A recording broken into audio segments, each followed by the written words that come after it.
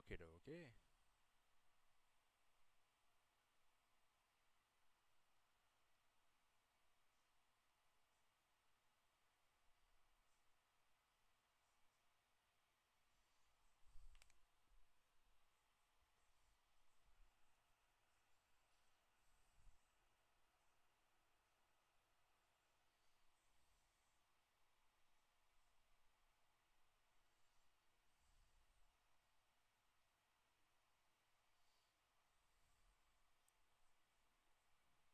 Alrighty, let us continue. Alrighty,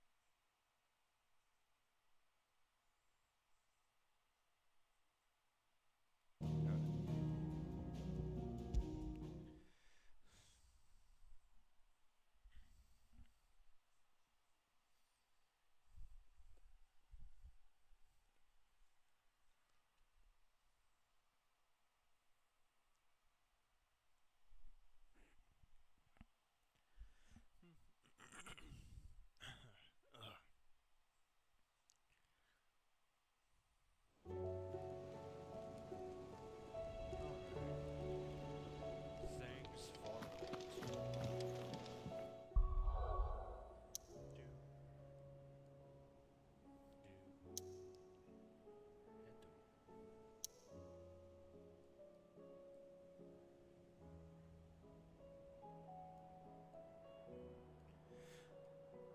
Alright, we're gonna do Dalmakian first, then we're gonna go do Sampere, and then we're gonna end in Rosaria.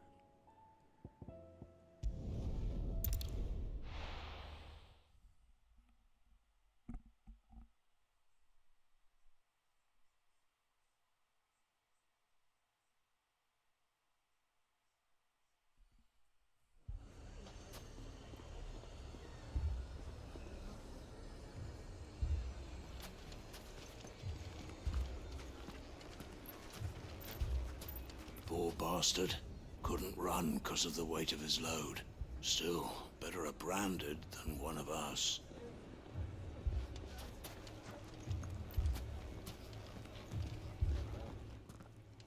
Sid! Your new companion appears much more formidable than your uncle. Should I be worried? You haven't been introduced. Jill, Clive has told me much about you. All lies, I'm sure. Your Stolas said that Dalamil has a bandit problem. Indeed. Although, you're a little late. They left with our food and guild days ago. Any idea where they went? The desert's a big place. Your guess is as good as mine. But the fact is, I have more immediate concerns. What did you say to me? What did you say? Ah, as if by magic. Let's just say we've yet to reach a consensus about how to solve Dalimil's little problem. And at this rate, it won't be the actions of the bandits which prove to be our undoing. It will be our own. I've tried reasoning with the dissenting parties, but even the Desert Hare has limits. Perhaps we could talk to them. What makes you think they'll listen to us? What makes you think they won't? She makes a fair point, Sid. And you won't have wasted much of your precious time if you fail. They're just across the courtyard.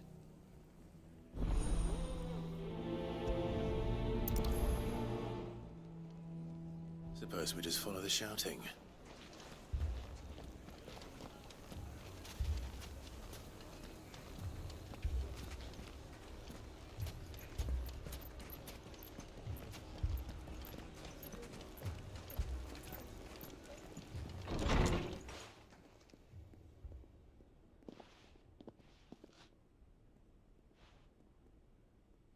You wouldn't talk like that if it had been your men whose throats were slit. Blood for blood, it's the only way. We hire mercenaries and have them mount the bandits' heads on our walls as a lesson to the rest. And what happens when those mercenaries are slaughtered like your men? Are you going to hire more? We're better off using that coin to buy food and supplies. If we hire mercenaries, the only thing we're buying is the bandits' ire. And you cannot fill empty bellies with that. Do you hear me? But what happens when they come back? Maybe it'll be your throat that's slit. That's enough. Both of you. Any more of this and I'll throw you out myself. Come back when you're ready to talk like adults.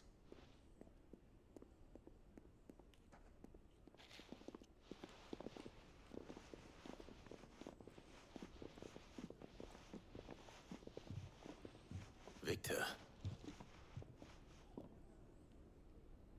What's he doing here?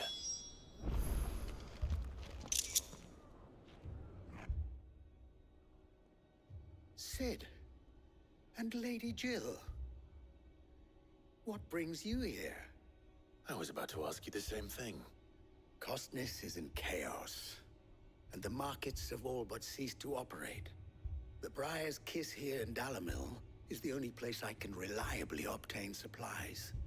I was here to do just that when Master Lubor told me of his troubles. He thought I might be able to talk some sense into these fools. But if you're here, I suppose his patience must be waning. Who are those people?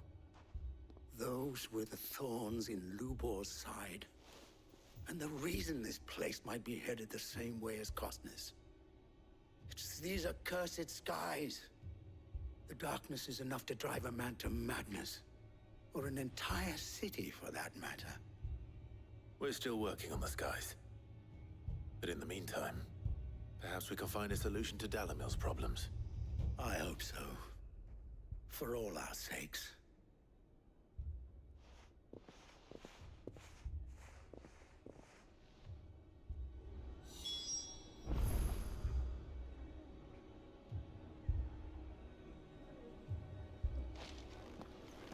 Go back.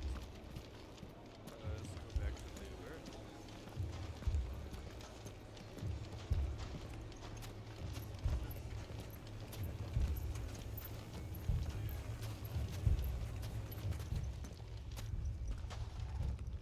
So, you see my predicament? What I saw was a room full of people who were angry and afraid. And with good reason by the sound of it. But if left to smolder, that anger and fear could set the entire town alight.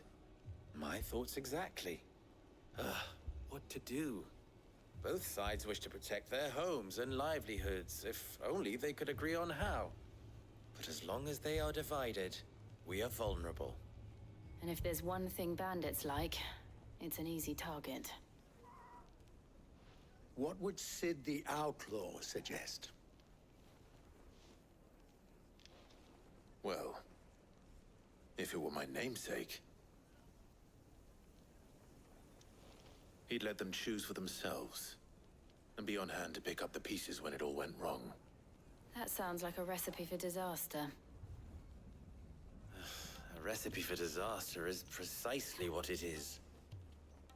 But perhaps that realization would be enough to make them question the ingredients.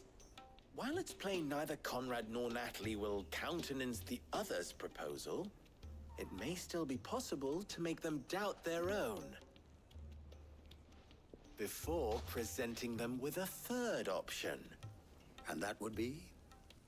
To pool our resources and save the city ourselves. Why fight each other? When all that fear and anger can be directed at the bandits. It appears we have a plan of action. Victor, pay Conrad a visit. See if you can't convince him of his folly. I'll speak with Natalie. As you wish. Your faces are not well known in this town. That may prove useful. Don't worry, Victor and I will do most of the talking. You need only play along. Play along. What he means to say is yes.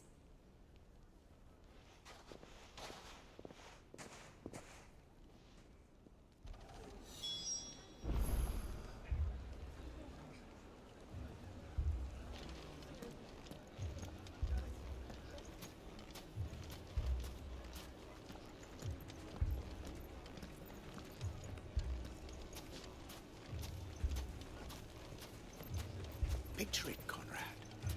Your own city guard. With you as captain. Me? I don't know about that.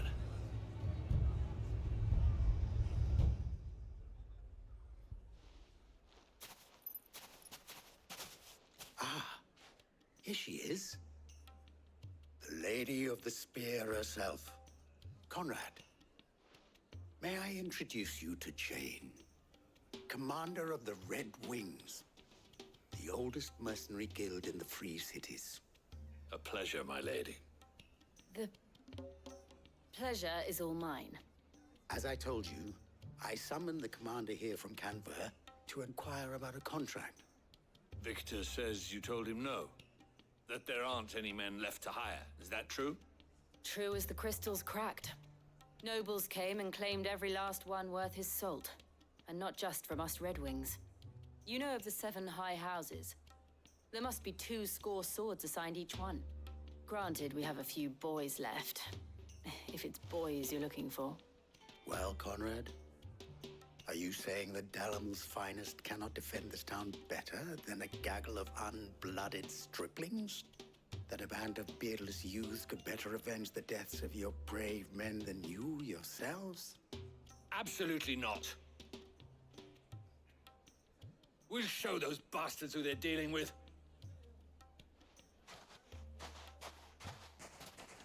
I can't believe that actually worked. Conrad's not what you call the brightest candle in the crypt. And there's a reason why I had you do the talking and not Sid. Well played, my lady.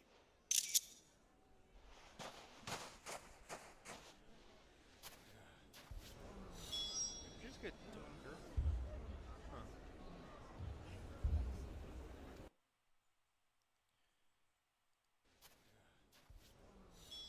Just get darker.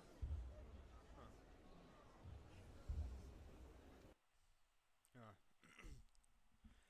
Okay, okay.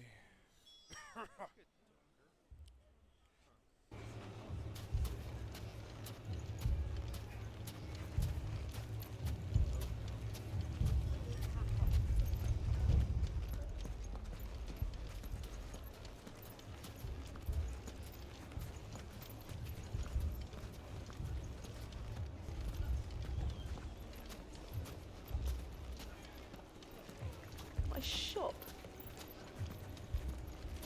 Why would anyone do such a thing?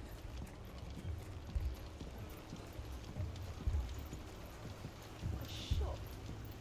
If I had my pickaxe, I would... Why would anyone do such a thing? Don't get yourself worked up. You need rest. If I had my I mean, pickaxe, it may still be possible to buy something, and we may yet be allowed to keep it. Yes, but Ah, here he is now. Natalie, allow me to introduce Lord Underhill of Randalar's prestigious Yes, League but- of Merchants. Ah, here he is now. Lord, Natalie, allow me to introduce Lord Underhill of... I was just telling the good lady of our conversation, my lord, and how you were lamenting the state of the capital's stores. Lubor says that not only are the granaries almost empty, but that war and the Blight mean this season's harvest won't be enough to fill them for winter. Indeed, certainly that is the case. The nobles in the capital are buying up the city's stocks of barley and wine, driving the prices higher than most commoners can afford. It is only a matter of time before the peasants revolt. It is worse than I thought. If what Lord Underhill says is true, I fear we have little hope of supplementing our stores, meager though they regrettably are. And while I applaud your endeavors to dissuade our more bellicose citizens from seeking vengeance, I sense Conrad is not wrong in his assessment of the bandits' likely return. Which means that now, more than ever, we will need to secure what little we still have. Food, weapons, herbs, everything. If our humble town is to endure not only this hardship, but those that are certain to follow, we must stand united. All right. If it will help to protect my home, I'll do it. But you needn't have gone through this charade.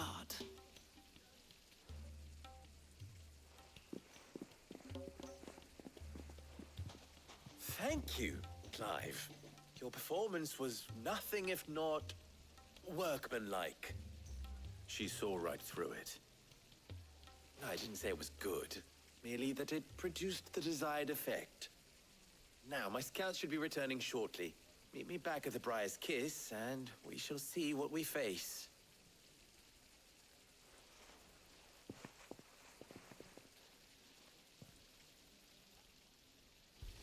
I'm not convinced our roles in this ruse were entirely...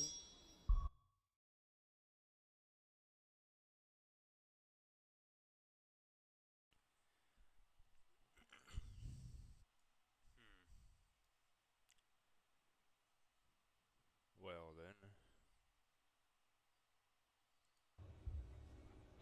necessary. I don't know. Conrad seemed quite taken with you.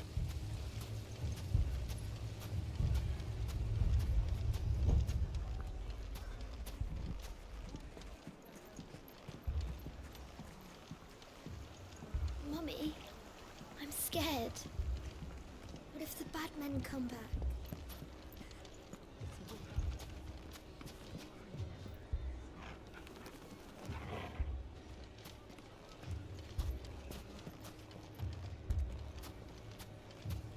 Oh, I'm ruined.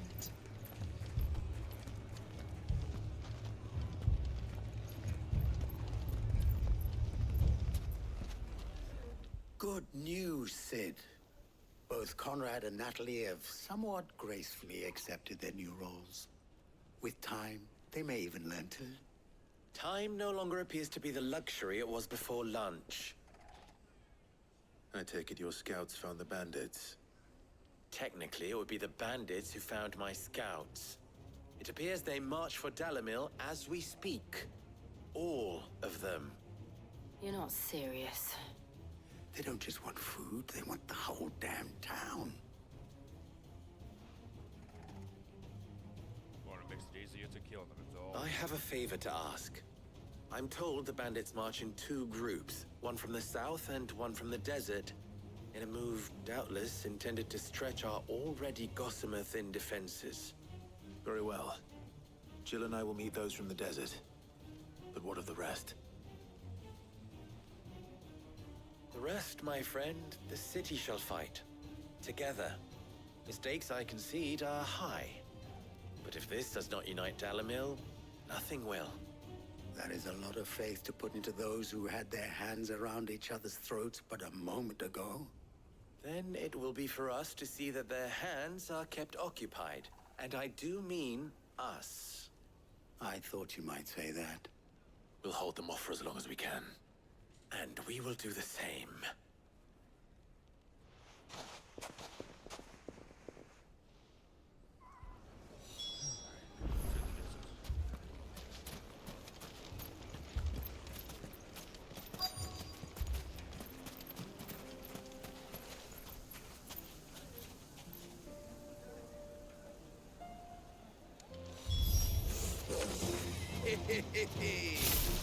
No women folk to welcome us. Body.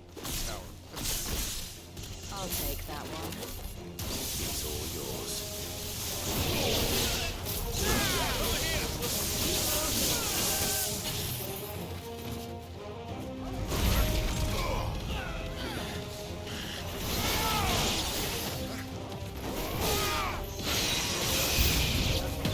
They mean to overwhelm us.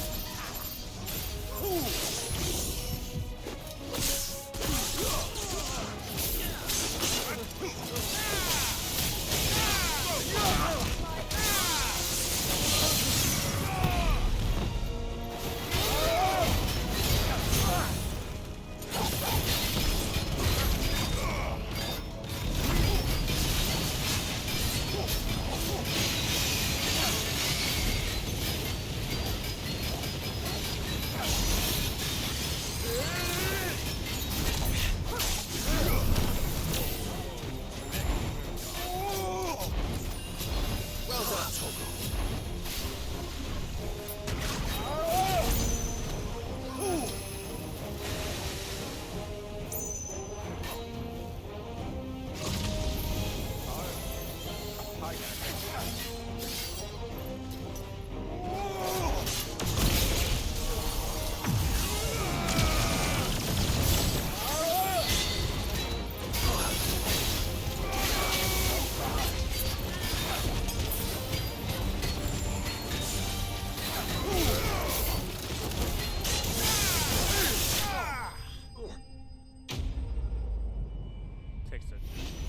Takes a while to learn how to use Bahamut, but we'll get used to it.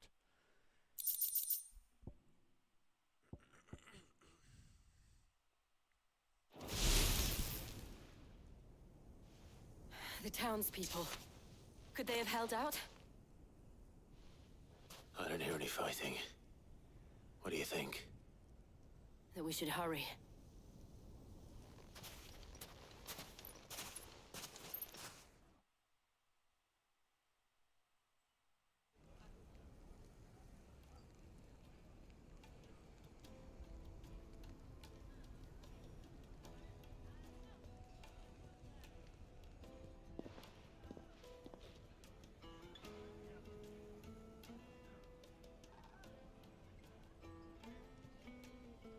Natalie, I owe you an apology. You did well out there. The inn would have been lost had you not held the line. Without you, there would have been no line to hold. You saved us, Conrad. You saved Dalamil. We all saved Dalamil.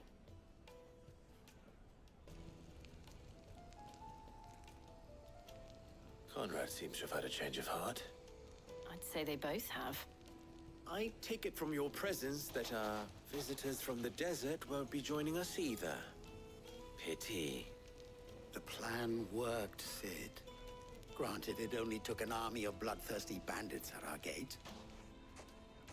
Calm now, Victor. Why quibble over the details? We are united, and that is all that matters. As for you, Sid, you fight considerably better than you act. I'll take that as a compliment.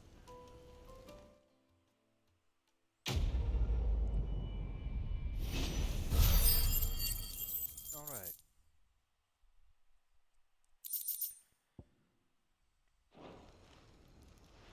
Now we go on to San Brig.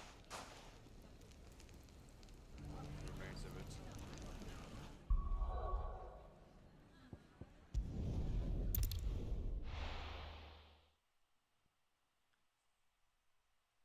Oh wow. Did I just freeze? I think I just froze.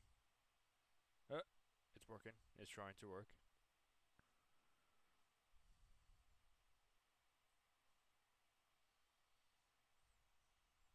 Oh, it crashed.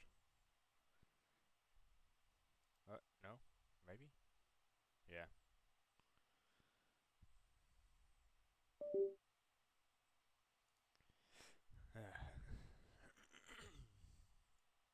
Nope. Come on, work with me here.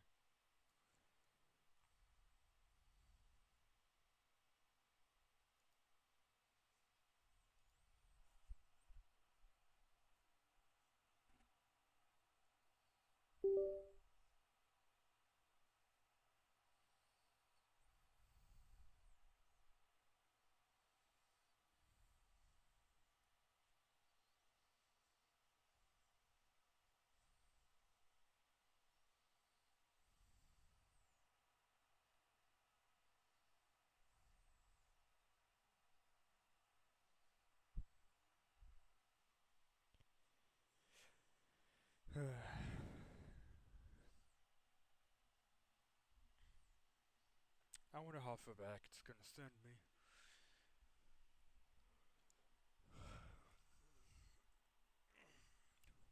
Hopefully it doesn't send me back too far.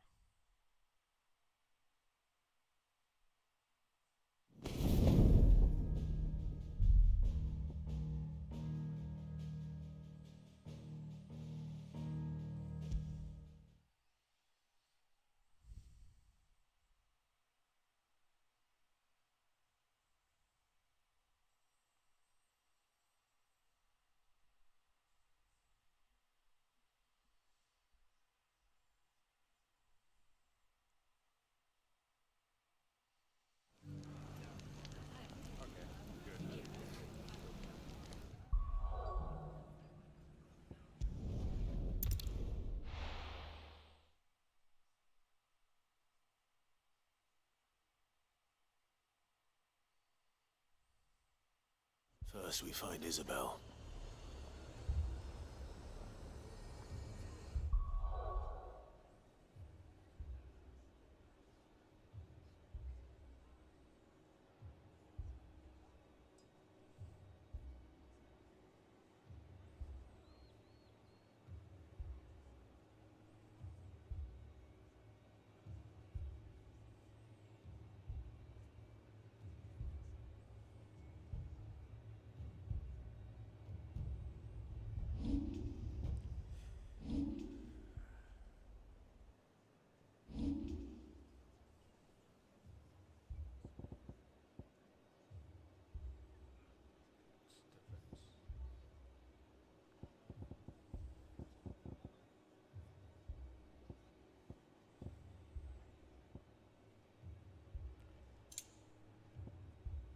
Lighting loser. What?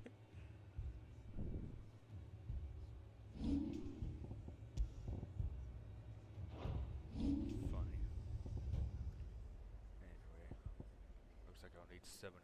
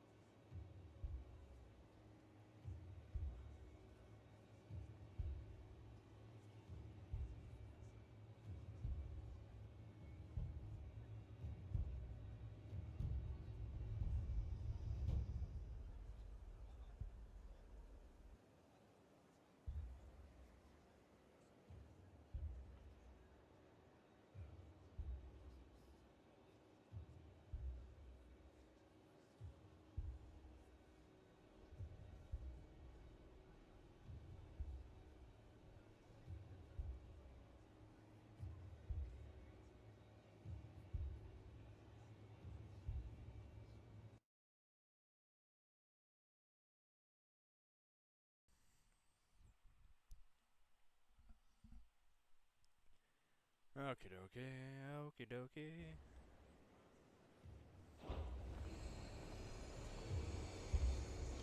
Heard a bloke saying he saw ghosts on the far side of the wall. Ghosts? Then a wall. And what can I do for you?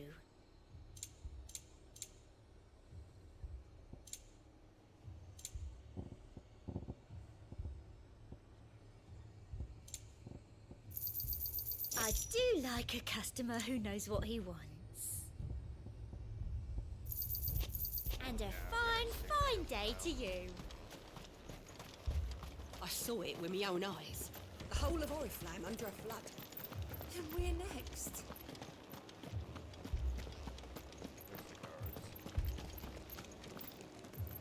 Four left for more on the captain's orders.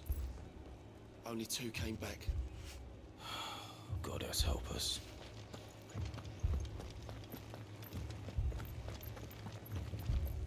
I can't do it. I can't fight those things. But you can. And you must. For me. For us. Sweet little thing.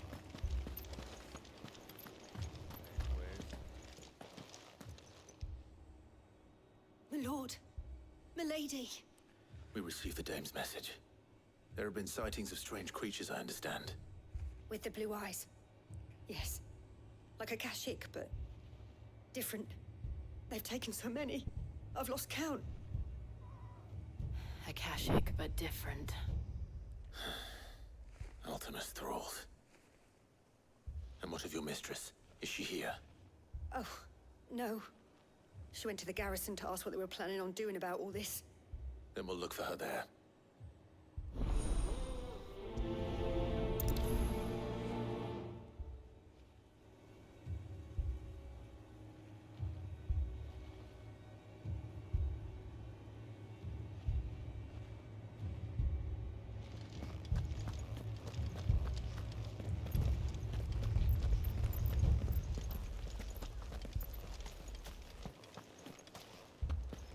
We could leave. But where would we go? The 2 soldiers were carrying another. He didn't have any legs. What could do that to him? Madame, please! Half the garrison's been slaughtered by those things. We lost the captain this very morning. We've tried requesting reinforcements, but there's been no word from the capital or the Dominion in days! What more would you have us do? I would have you do your duty. Those at the Vale look to me for protection. And protect them I shall. Because they are my charges, and that is my duty. In case you have forgotten, the people of this town are your charges. But more than that, they are your people. Your sisters, your brothers, your lovers. So you have a choice. Lay down your sword and watch as they are slaughtered, or take it up and do what is right. She speaks the truth, you know. This here, it's all we have. It's all that's left. What we have left is our lives! Do you really want us to lose them as well? Not if we don't have to. Look, there's a cask under the captain's bunk. Let's talk about this over a drink, eh? I'm listening. I'll have a word with him.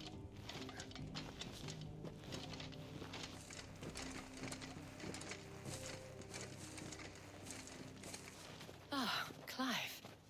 I didn't expect help to arrive so quickly. And sought to take matters into my own hands. It was a noble effort, but I thought you might still need some support. I'd like you to consider my needs. What we need to consider is where the creatures came from. The way the survivors speak of them, one would think they appeared out of thin air. And perhaps they did. It's hard to know what to believe these days. We'll talk to the survivors.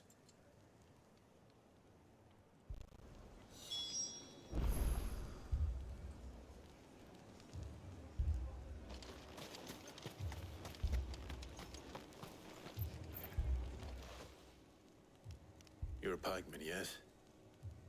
What happened? I've got family in Moor.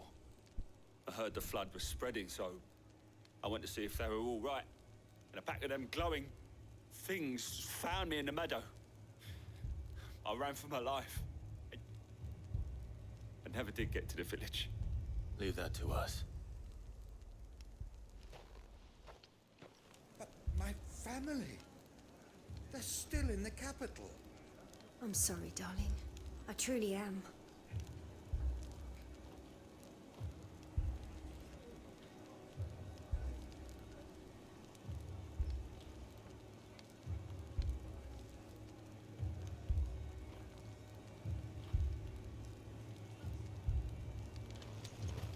Don't leave me, Paul. That thing, it took off the captain's head. Before we could even draw his steel. I'm not going back out there. You hear me? Fuck this! Man, that audio mixing was weird.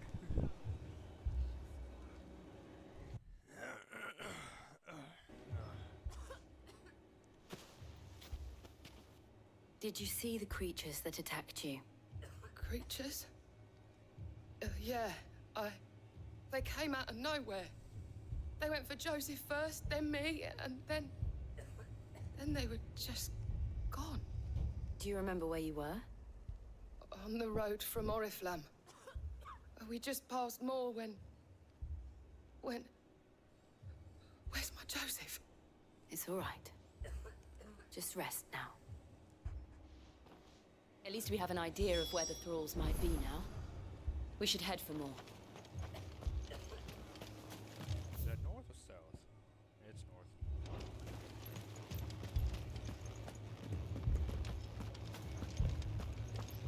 The two soldiers were carrying another. He didn't have any legs.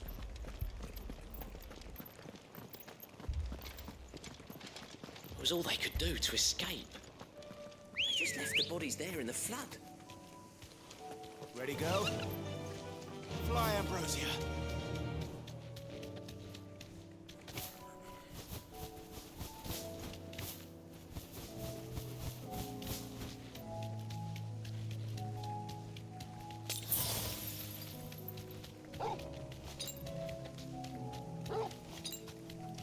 What's this?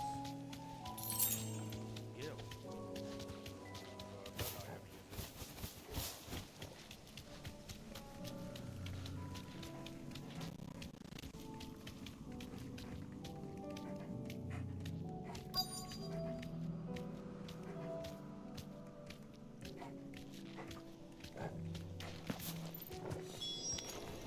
Clive, look.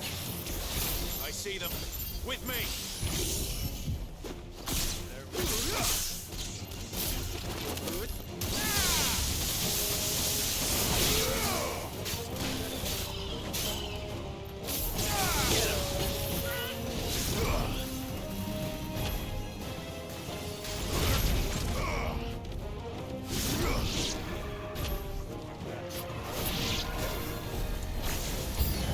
Should I prime?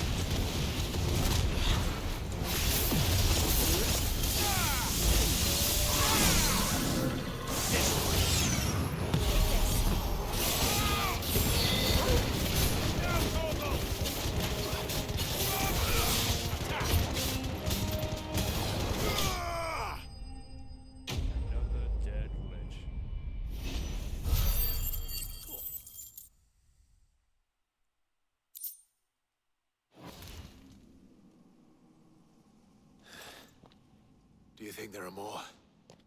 There are always more. But I'd say we've done what we can for the time being. Then we should let Isabel know.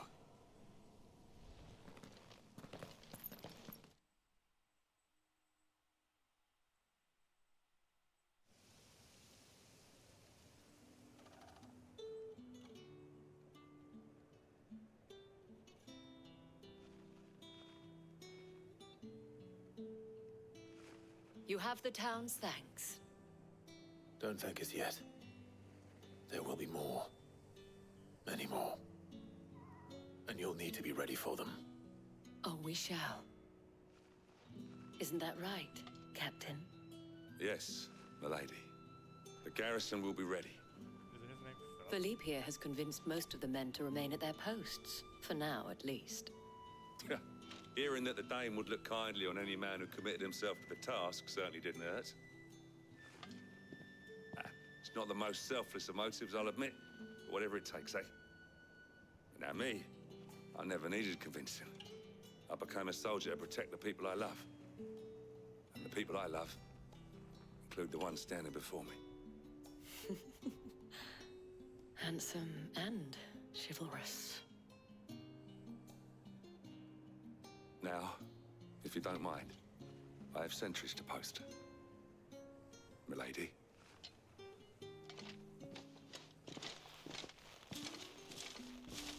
Lest you wonder, I'm not foolish enough to believe that this has solved all of my problems. But it has solved one, and that's one fewer than I had this morning. Thank you again, Clive.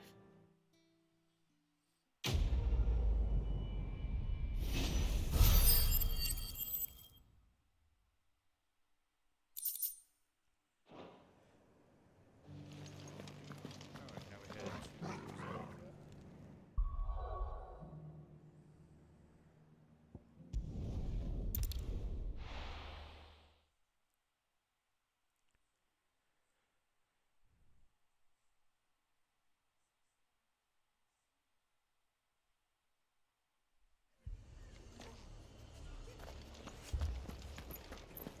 This man's gonna die if we don't get him to a healer.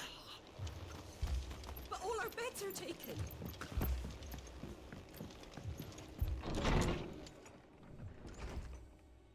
Martha. It's good to see you. And you, Clive. Jill?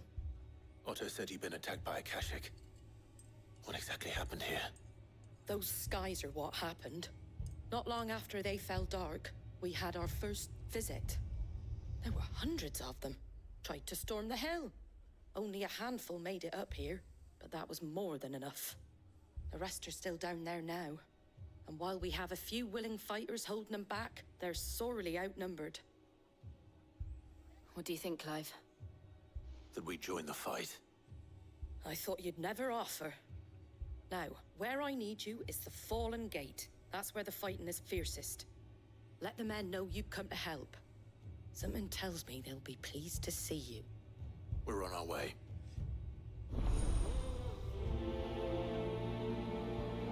Spock and Zero already out. Do you think there are as many as Martha says? More.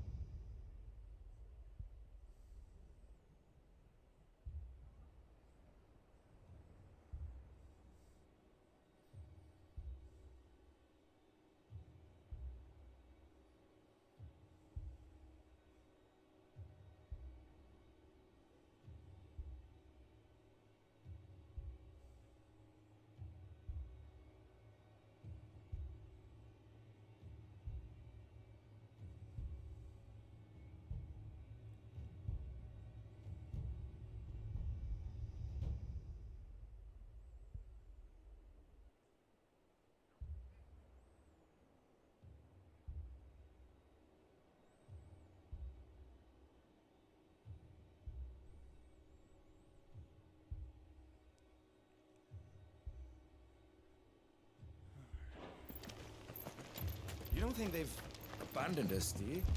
Them not. Not a chance. Good girl.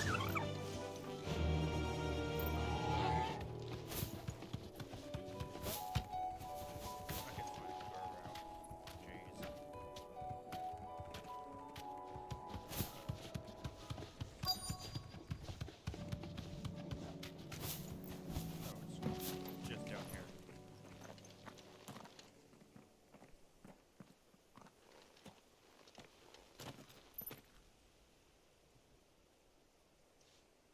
Clive, wounded.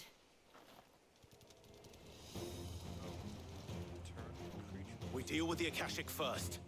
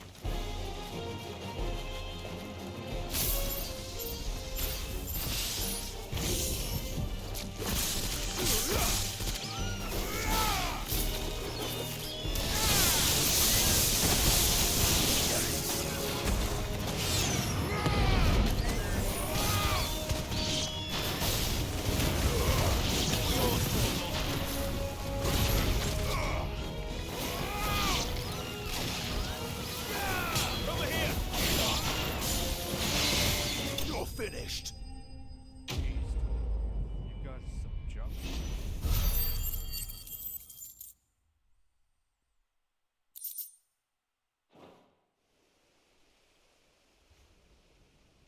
These men don't have the look of hired swords.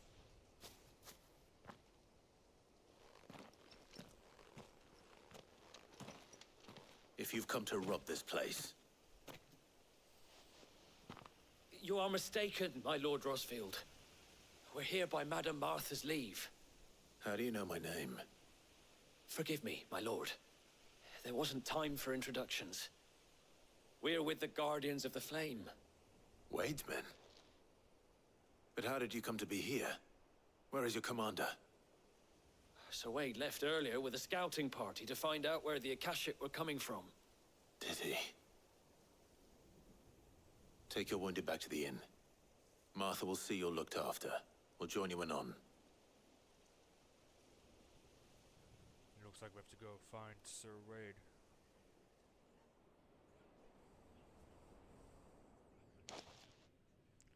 Or not. I guess we'll do it after we see to these folks. And to think you took them for thieves. A fine reward for holding off the horde, that is. When did Wade and his men arrive? Not long after Rosalith fell. The Guardians asked me to shelter some of them that had lost their homes. They were making ready to leave just as the skies turned, and we agreed it was best we stuck together. Martha! Trouble!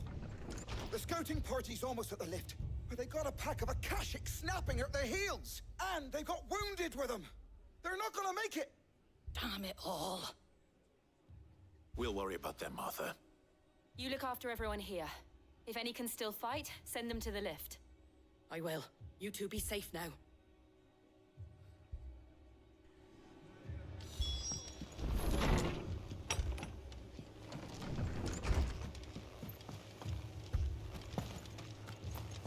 My brothers.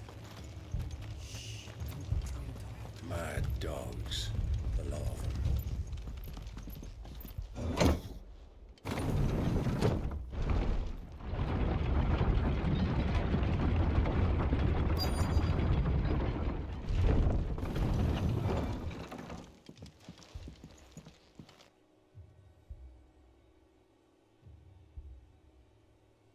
Sir Wade.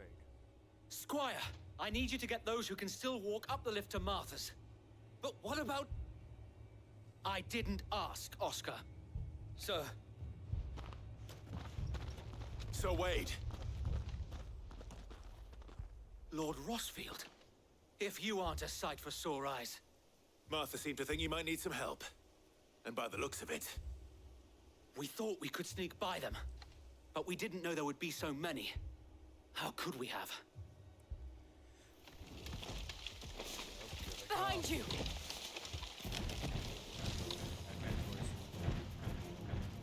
Damn it!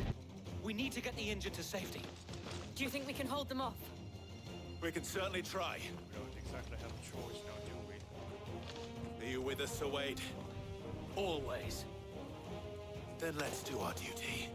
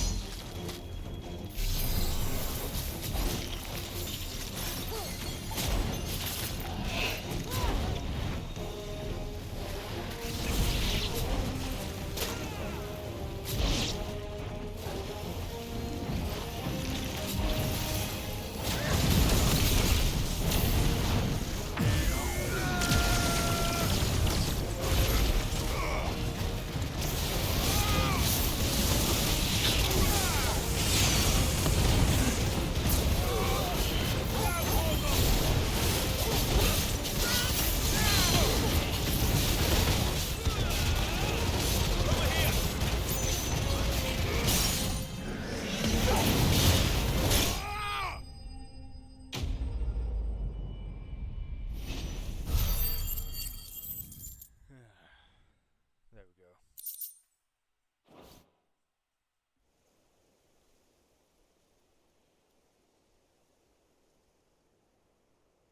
Is anyone hurt? I don't think so. And yet again, you've pulled me from the flames. It's just a pity I keep walking into them. You've never been one to shy away from danger, Sir Wade.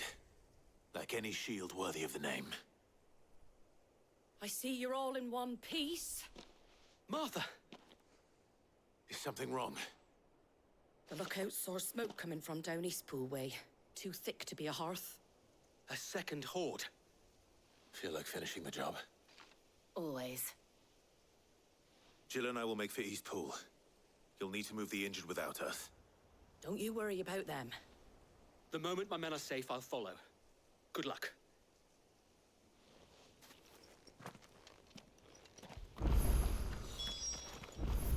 No.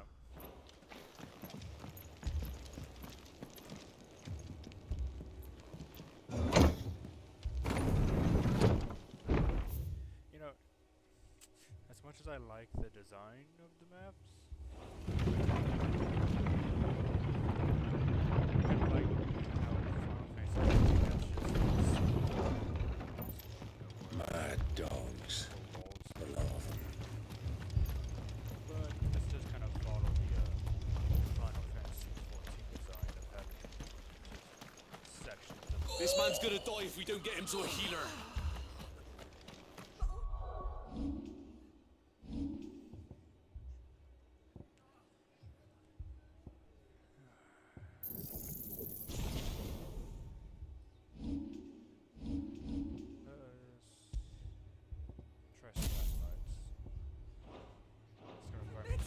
magic a bit more, but well, we'll see what happens. Just patch me up as quick as you can and get me back out there. Brothers need me.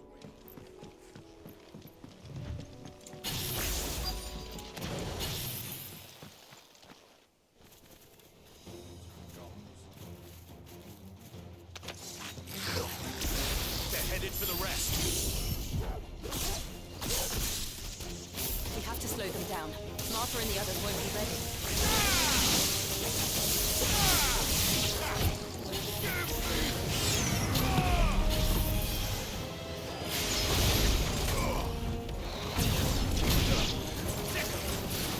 This one.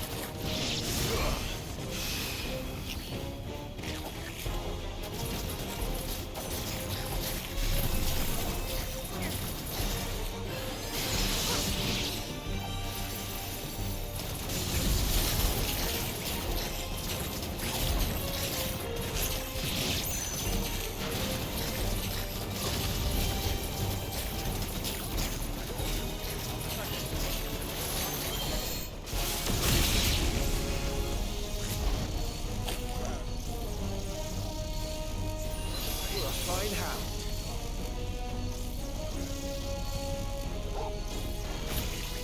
Get him. All yours, Torgal. Now, Torgal. This one.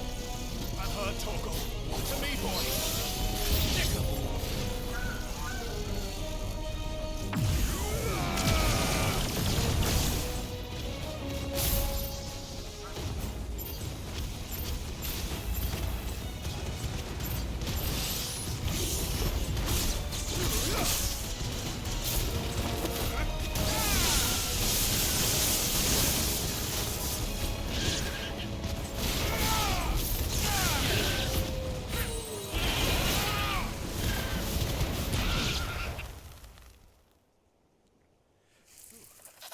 Something's coming.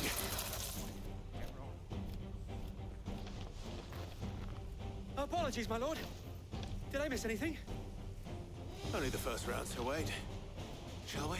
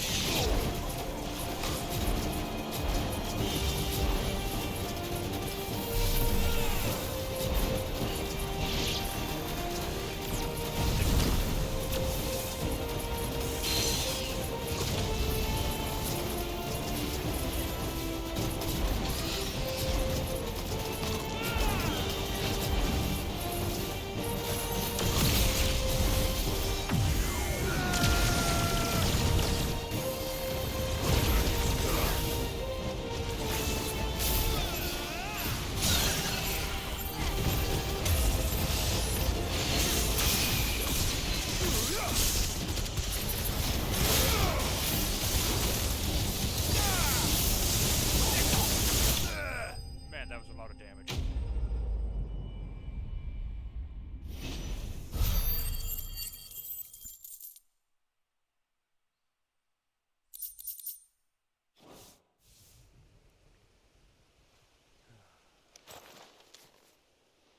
Do you see any more? No. I think that was the last of them. But it won't be long before the next lot arrive. Then we make for Martha's while we can.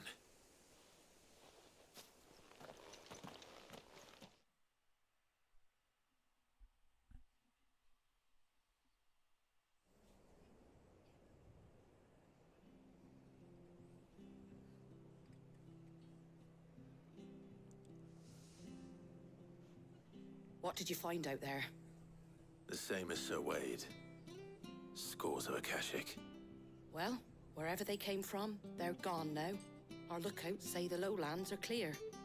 Hopefully we'll have enough time to lick our wounds. How many of your men were injured? A damn sight less than if you hadn't turned up. Thank you. It was a hard-fought victory.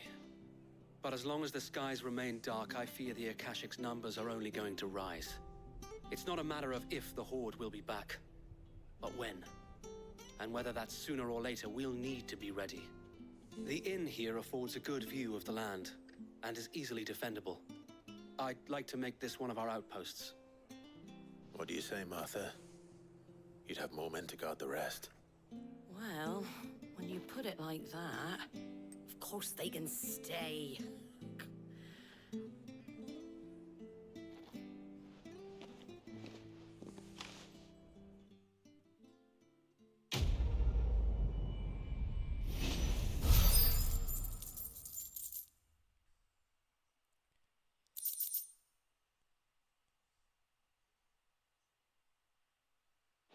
Guardian's scarf. My lord, there's someone I'd like you to meet.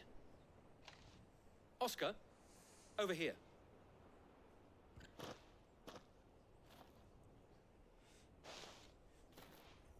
It is an honor to make your acquaintance, Lord Rossfield. I am Oscar. Oscar of House Murdoch. Murdoch? The Lord Commander's son. I wasn't aware the Lord Commander had children. Oh, he didn't. His brother. But his brother, my father, did. I am Sir Rodney's nephew.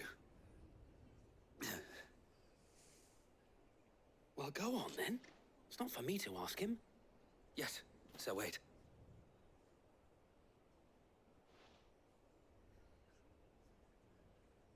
If it please you, my Lord Marquis, might you take me as your squire? I would learn the duties of a shield from the finest. I'm sorry to disappoint you, Oscar, but I'm a shield no longer. Nor was I ever the finest. And spending time in the company of an outlaw hardly seems a fitting education for one aspiring to take his oaths. My Aunt Hannah once told me that a man is not defined by his title, but what he does in its name. You have accomplished much since taking on the mantle of Cid, winning no little honor in so doing. And I would sooner serve under an honorable outlaw than an unworthy shield. Not that Sir Wade and the other Guardians are... I mean to say that, they're... It's all right. We know what you mean. There is only so much the boy can learn from me, my lord. But a squire... Would that really be so bad? You were a squire once. And I'm certain Sir Rodney would approve.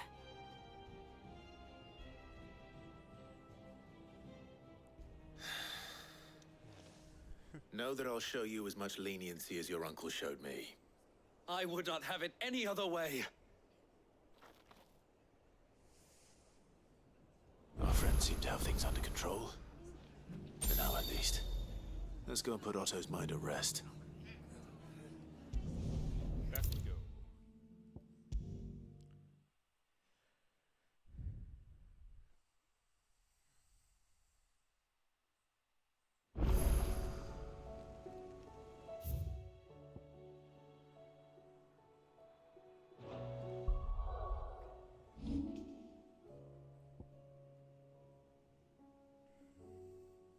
So if you master them, you can have them to be used with any other iconic abilities, eh? That's pretty neat.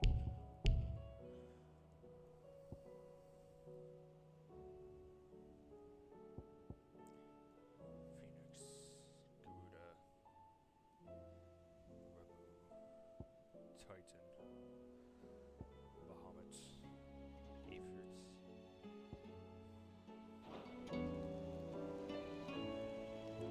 Was wondering when you turn up.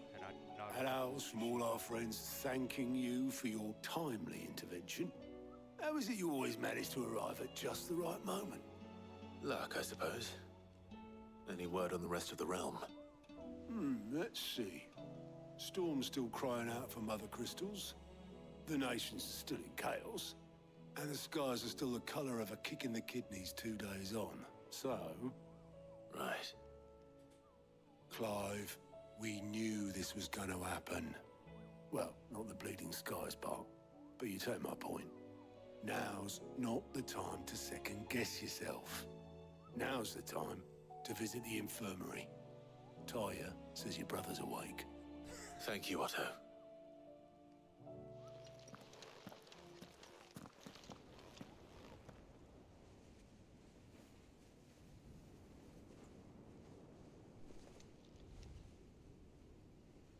So it was not Sylvester, but Olivier who served as Ultima's puppet.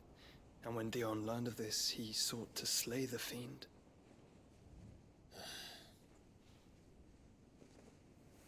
Only for his father to take the spear that would have freed him. Enough to drive a man to madness.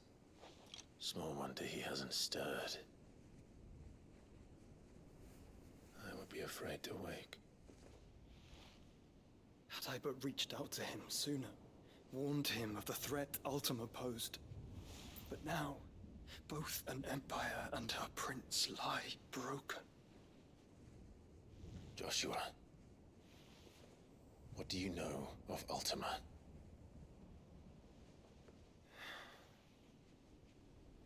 Very little, I'm afraid. Despite my best efforts.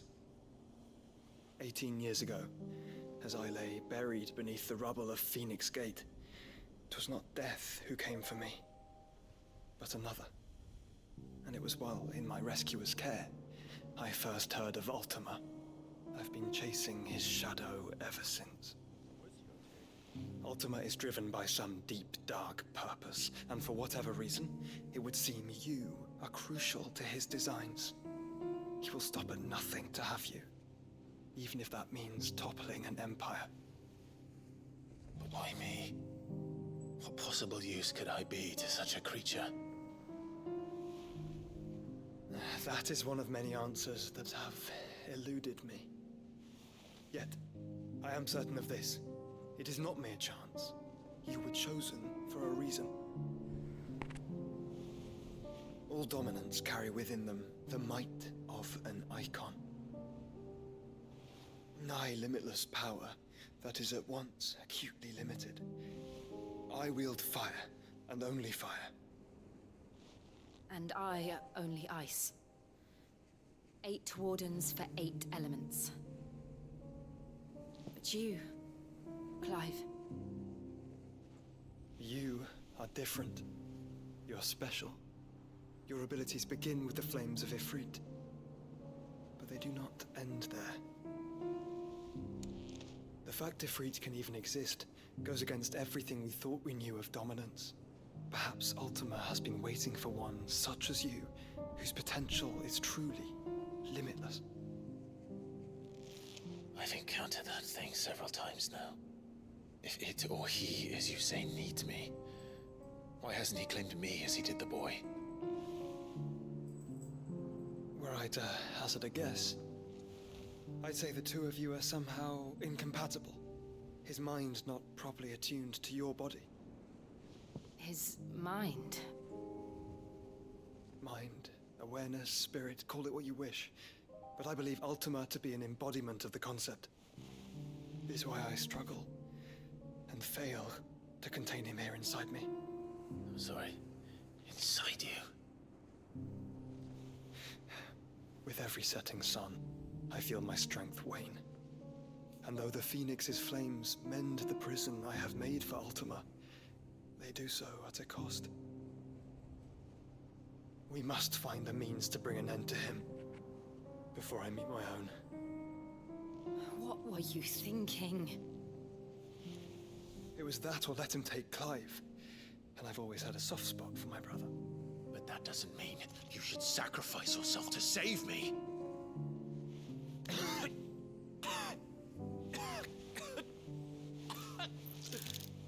Joshua.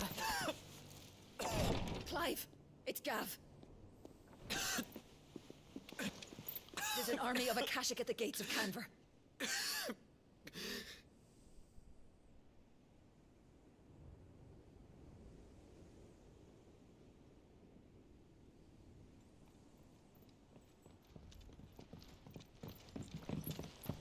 Well, what's the short of it? It's all Tyre told you. The capital of the Free Cities is under siege by an army of monstrosities. The city guard are doing their best to stem the tide, but numbers ain't on their side. What of Lord Byron and Mid? Were they able to escape?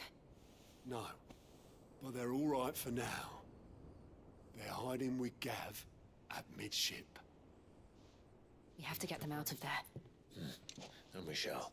Otto, prepare a Stolas. Tell Gav to stay exactly where he is. Understood. Vivian, what's the swiftest route to the Free Cities? That sounds like a question for the map. Look here. This road, through Tabor, should provide the least trouble. Good. What a coincidence. Tabor is exactly where I'm bound. Joshua, Bed is where you should be bound. You don't think I told him the exact same thing? Were Taya not such a talented healer, I would surely have been inclined to agree. But, thanks to her ministrations, I feel I may safely rejoin my attendant, who was to wait for me in Tabor if we became separated. All right, we travel together. Clive. If he stays close to me, he'll be fine. Thank you, brother. I'll look after him.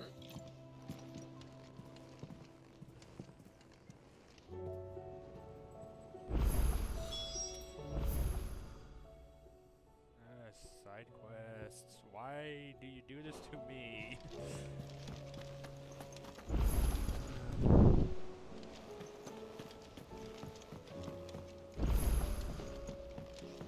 Did you see that? Tell me you saw.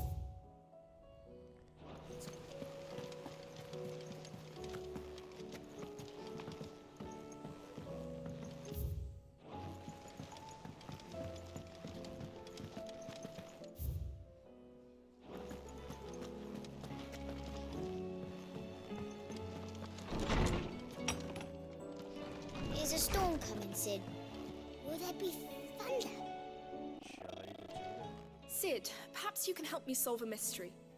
I can certainly try. Who's gone missing this time? It's not who, but what. Mid's scales, the ones she made for her workshop. I borrowed them to teach the little ones about weight, and shortly after the lesson, well, they vanished. My first thought was that they'd taken them off somewhere to play, but when I asked, they swore they had nothing to do with their having disappeared. Which almost certainly means they had everything to do with it.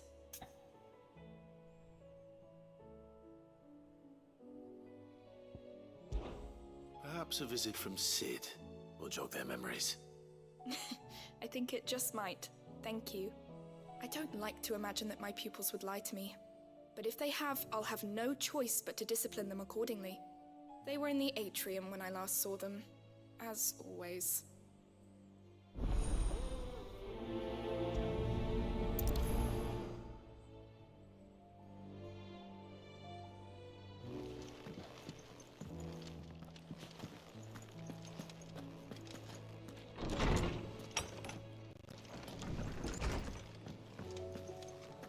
It seems the hideaway has lost its that appetite. blasted book. Here, you put me in this situation, Clive. You can bloody well get me out of it. I need a hand with a recipe. Are you sure it's me you're looking for? I'm not much of a cook. I'm all the cook will be needing, thank you very much. What I want from you is a little of your time, right? Oh, and perhaps your sword. You remember Ivan's stew, right? Well, despite the look of the thing, and that awful stench, people wolf it down. So I thought I'd try making one of these supposed masterpieces myself. Had a peek at the book and gave it a go, but, well...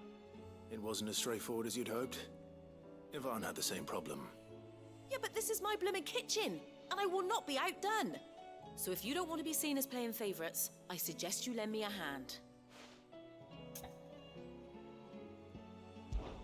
I've never been one to play favorites, Molly. And I would be only too happy to lend you a hand. So, what's on the menu this time? A fried mortress of skyworm. That's one heck of a name, innit?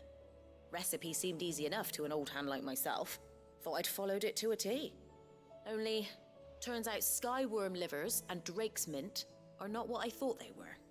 At least I hope they're not, given the rancid mess they made. Yvonne said the recipes in the culinary pilgrimage date back centuries. Who's to say the ingredients even exist anymore? Well, that's a question for a scholar, wouldn't you say? Perhaps you know of one? Kindly old fella who haunts the shelves, maybe? Fine. I'll go and speak to Harpocrates. Perhaps he'll know something. And if he does, I'll see if I can find your ingredients for you. You do that. Lest we forget, you've got a reputation to uphold.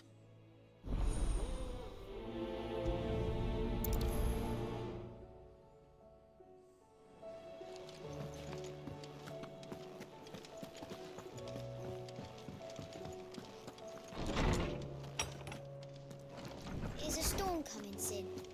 Will there be thunder? Lawsman Harpocrates. I've come to pick your brain if you don't mind. It's about the book you lent Yvonne. Ah, Valisthea, A Culinary Pilgrimage, a classic. One of my favorites, in fact. The young man did a wonderful job with the Chance's stew. I do hope we shall be able to sample more such marvels in due course. That's actually why I'm here. I don't suppose you know where I might find skyworm livers and drake's mint. Ah, so the fabled Sandbrequois delicacy is next on the menu. Delightful. The descriptions of fried mortress never fail to make my mouth water. Now, skyworm is a somewhat antiquated name for the wyvern, their ground livers being the paste from which the mortress is made. Dragon livers. How very Sandbrequois. One would have thought the disciples of Bahamut would have a touch more reverence for their icon's brethren, but apparently not. I believe the specific dragon the recipe demands is the blueback wyvern, said to be the very color of the sea beside which it resides. So we know where to look for our liver. But what about the drake's mint? Saint's bonnet in contemporary parlance, a herb which grows along the North Reach coast. I gather that one can locate the cheerful yellow flowers by their heady scent alone, so I'm sure you'll have no trouble finding them. I may add that people once believed game was best served with the flora that sustained it in life, in which regard fried mortress of skyworm is undoubtedly a typical dish of the time. Meaning that if I find one, I find the other. To Northreach, then. Best of luck, Clive. And do save me a bite once the dish is complete.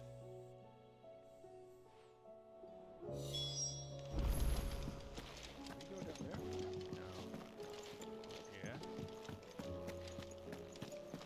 No. Real shame. Anyways.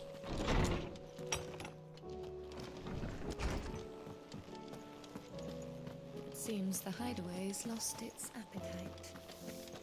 Did you see the pair that got hauled into tires? Aye. All their fancy silk,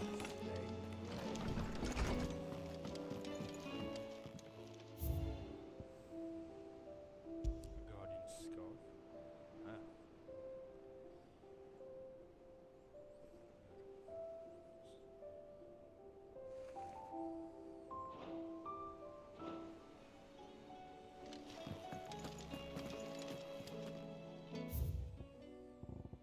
Dramatic press.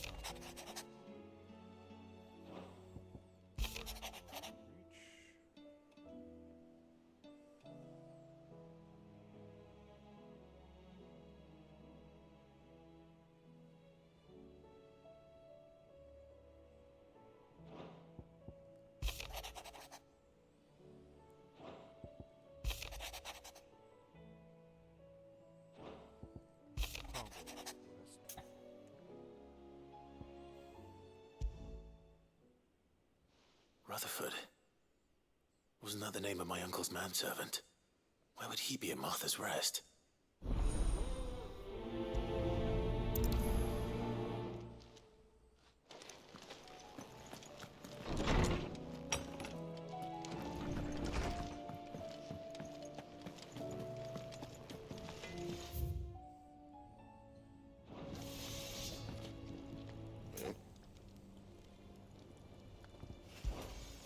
Sanfordine, dear.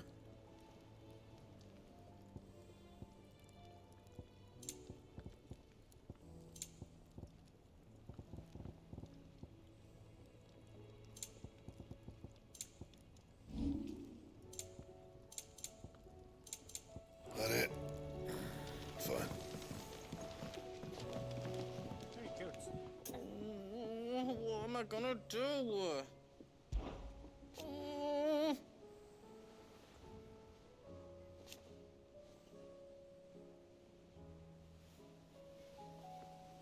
But no more.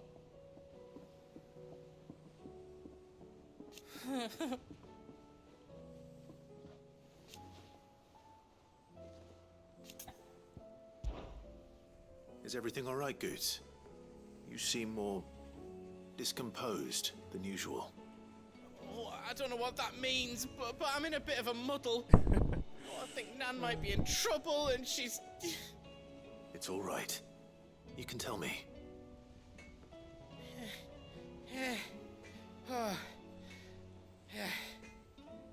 There was a trader came by. One of our usuals, like. Said he'd heard some rotten rumours about her down Dallimil Way. Folk are saying she's been selling to bandits and cutthroats and that. I mean, she's fond of a chance to make a coin or two, aye, but she'd never do business with baddies. Especially not the kind who go hurting people who haven't done out. I wanted to ask her about it myself, but I'm scared she'll give us a tongue lashing. She'd never give your tongue a lashing, though, would she? Don't worry. I'll speak to her. Oh, thanks, Clive. You'll let me know what she says, won't you? Of course. I'm sure it's all just a misunderstanding.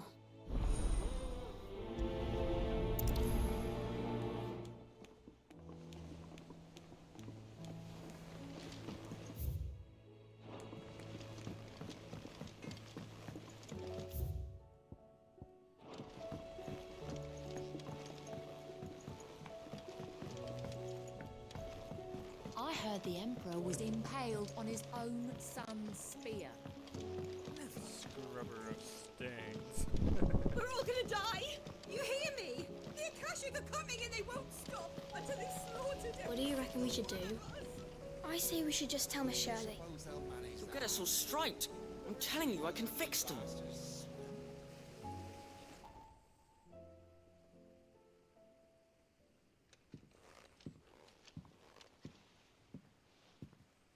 Sid! Hard at your studies, I see. And what is that? It's not a set of scales, is it? No. Of course it isn't. Well, not anymore, it's not. Oh, And just how long hasn't it been one? we're sorry. But we didn't break them. We dismembered them.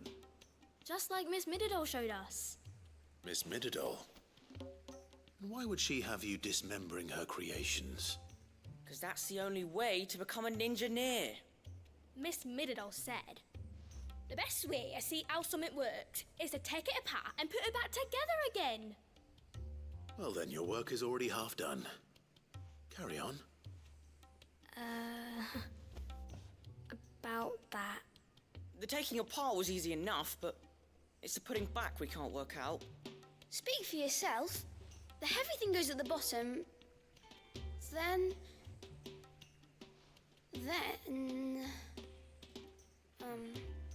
You three need to learn to take responsibility for your actions. So let's have a look at these parts with fresh eyes, shall we?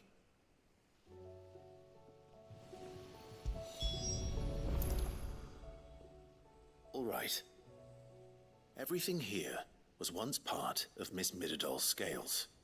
Every piece has its own role to play, and each is just as important as the others. If even one of them is missing, the scales won't work. So let's think about what those roles might be. You already know one of the pieces. The body. Its role is to support everything else. But what of the others?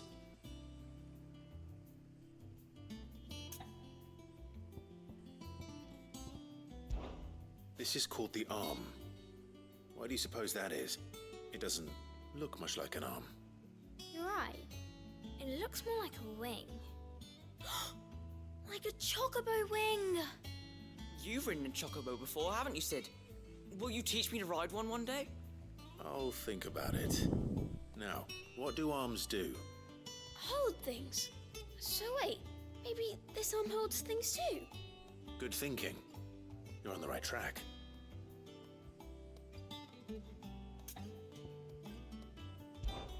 These round parts are called the pans.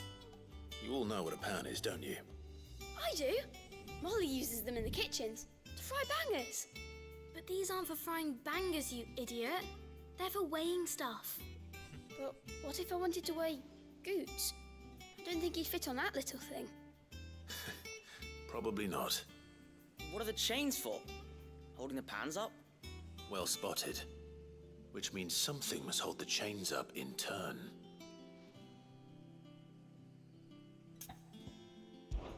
This tiny piece is what's called a cogwheel, or gear.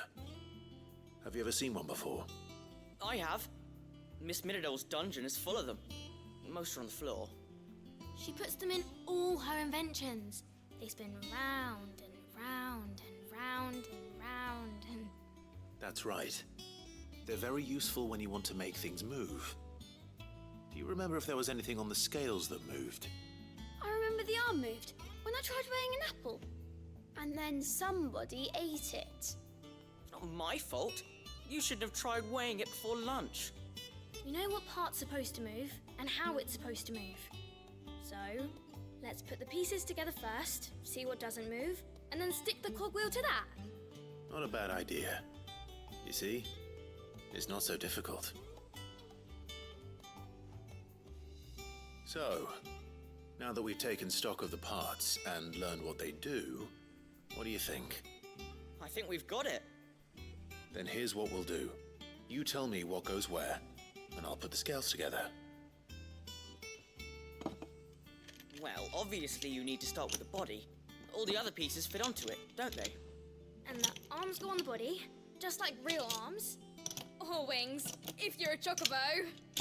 And then the arms hold the pans by the chains. Very good. Let's see if that works. There.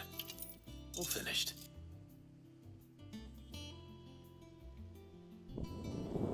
Yes! We did it! Well, with Sid's help. Oh, I just put the pieces together. It was you three engineers who showed me how. That's right. We're Miss Minidole's hairs. Her hairs? Yeah, hairs for the future. She's showing us her secrets now, so we can help out the hideaway when we're older. What do you think, Sid? Are we almost ready? With a little more help from Miss Mididole and Miss Shirley, I'd say it won't be long at all. You hear that? It won't be long. Until then, though, do try to be honest with Miss Shirley.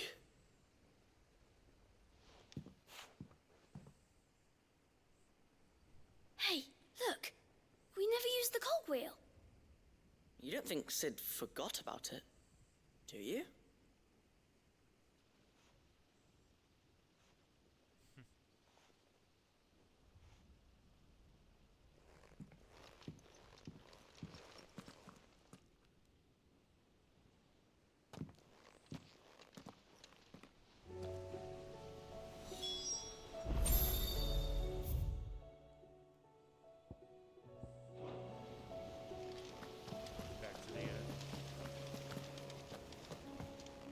We're all gonna die!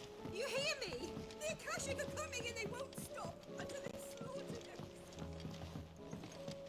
I heard the Emperor was impaled on his own son's spear.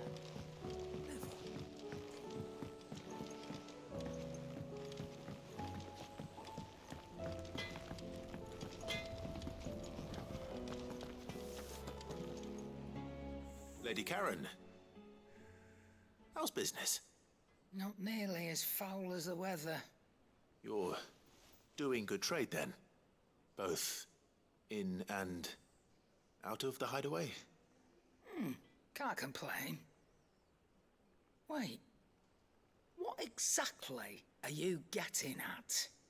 Not once in 5 long years do you pay my affairs half a care, but here you are today, raking me over the coals like a bloody popoto? Just asking. Out of interest. All right. I'm here because I was told that certain rumors have been circulating. about you selling weapons to brigands. Oh, are you? And who was it who knows me so well as to tell tales of my evil exploits? I didn't exactly hear firsthand. All I know is that someone in Dalimil has been spreading word to that effect. And what? You believe it? You think I'm profiting off the blood of innocents, do you? Look, I've done things I'm not proud of. Might be there were a time when I turned a blind eye to the wretchedness of the world so I could line my pocket. But that woman is no more. And you'd know that if you'd ever paid the slightest bit of notice. You're right, Lady Karen. I apologize. It was wrong of me to doubt you. No, it was. Now, I reckon you've got better things to do than pointing your do-gooding finger at a poor old woman. Of course. Good day.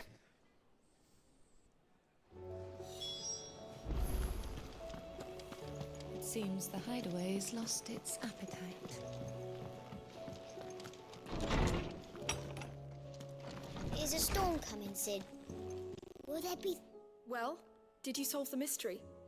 It was as you thought. The children had the scales, or the parts of them at least. They dismantled them to see how they worked. Oh, no, Mid will have my head. Thankfully she won't. This might even have been her idea. Although I was the one who ended up teaching the lesson. I'm so sorry, Sid. I know how busy you are. I shall see that the children are properly punished. Please, there's no need. Mid seems to have taken the three of them under her wing. She's even calling them her heirs. She'd have them follow in her footsteps. And her father's. I see. Sid, do you know why Mid has been spending so much time at the hideaway of late? She told me it was because her studies have been interrupted by events in Canva. Is that not true? No, it isn't. The university offered her a commission. In exchange for full tuition, room and board, they asked her to oversee the design of several new war engines. To anyone else it would be an opportunity, but to Mid, who lost both her parents to war, it was a bitter pill. One she was none too keen to swallow. But that should come as no surprise. She's only ever cared about bringing people hope. The very last thing war can be said to do. Which explains her heirs. She's working to give them a better life. And so should I. What's the odd engineering lesson? Ah, you've given them far more than that. And I'm sure they're very grateful.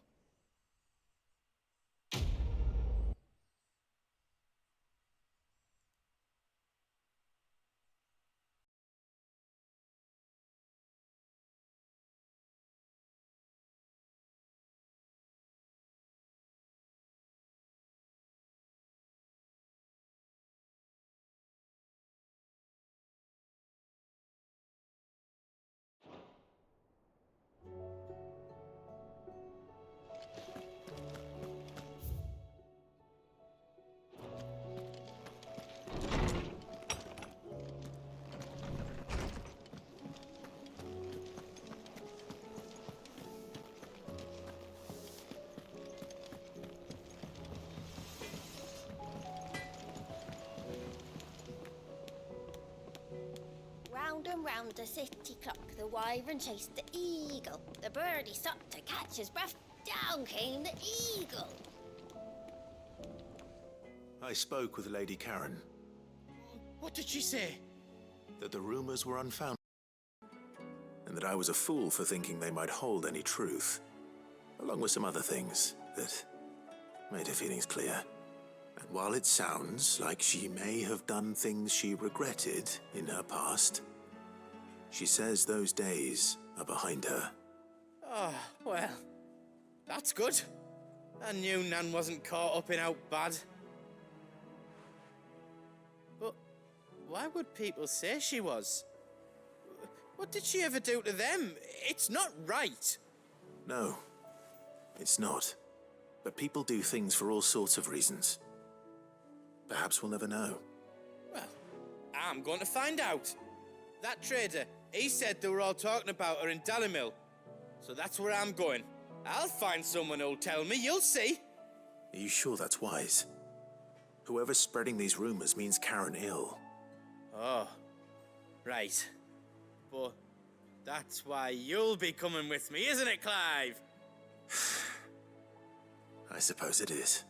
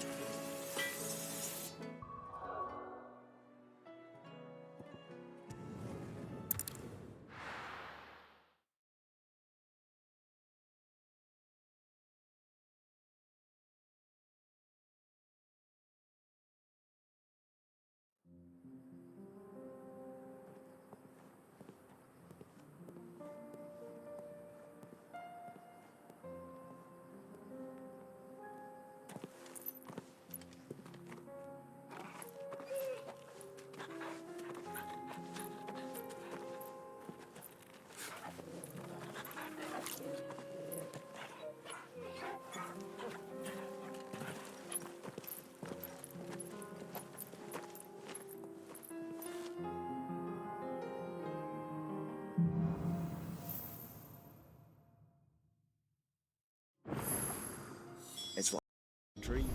The four of us out walking like we used to. Enjoying this, are you? Gav and the others could be in danger as we speak. You're right. I'm sorry. Yote is a fine scout. If Canville was attacked, she will already have begun gathering information. Tabor isn't far. We should pick up the pace.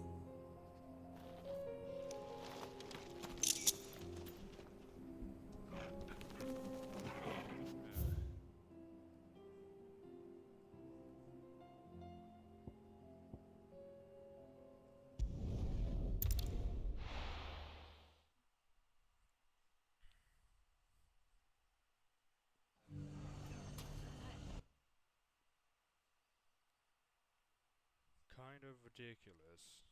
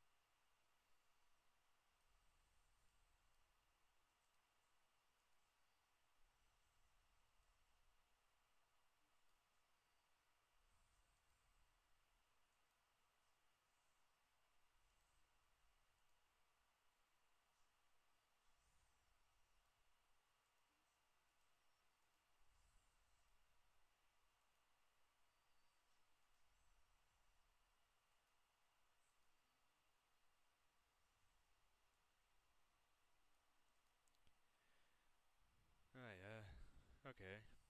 There we go. The bandits may be new, but look what they've left us with. Mummy, It shouldn't be too hard to find goods. bad men going to come back. The gentlemen of the town guard are a strapping bunch. Perhaps.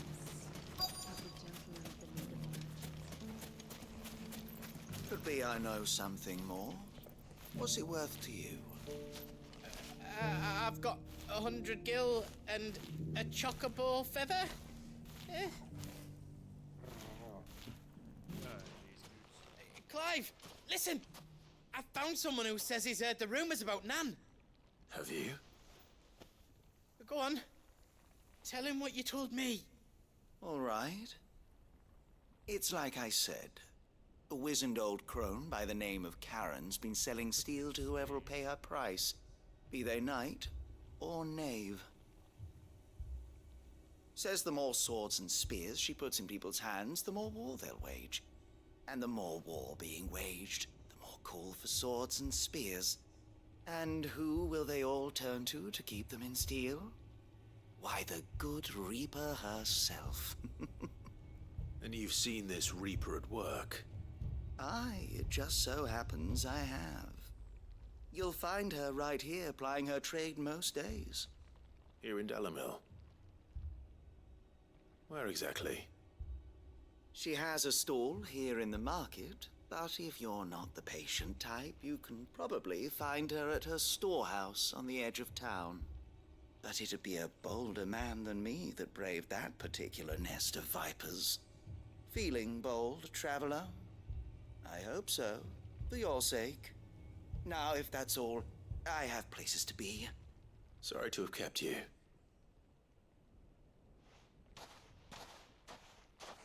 You don't think Nan's the Reaper, do you? Not unless she's discovered the secret of how to be in two places at once. Eh? What do you mean? Lady Karen hasn't left the hideaway in weeks. So who has been running this stall he spoke of? Good question. I'll go and have a look. And I'll visit this storehouse on the edge of town. All right, but be careful, Clive. You too, Goots.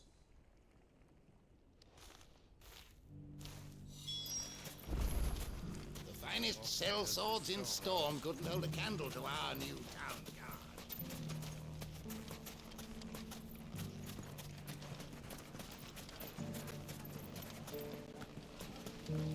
The gentlemen of the town guard are a strapping bunch. Perhaps. But the gentlemen of the League of Merchants have deeper pockets.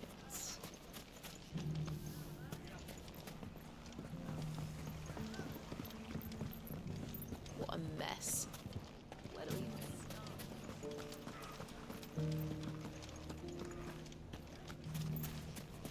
You fought very bravely. The safety of the town is in our hands now. No point in mounting up, it's just under 100 yards. Time to brave the Viper's Nest.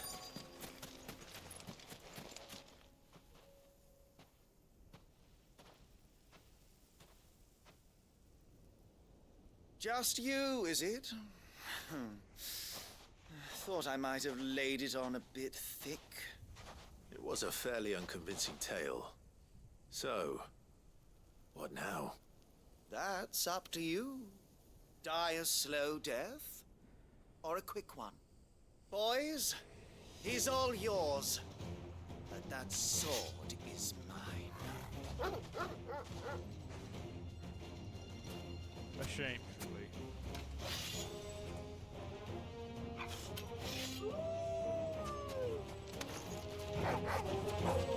Leave now and we can pretend this didn't happen.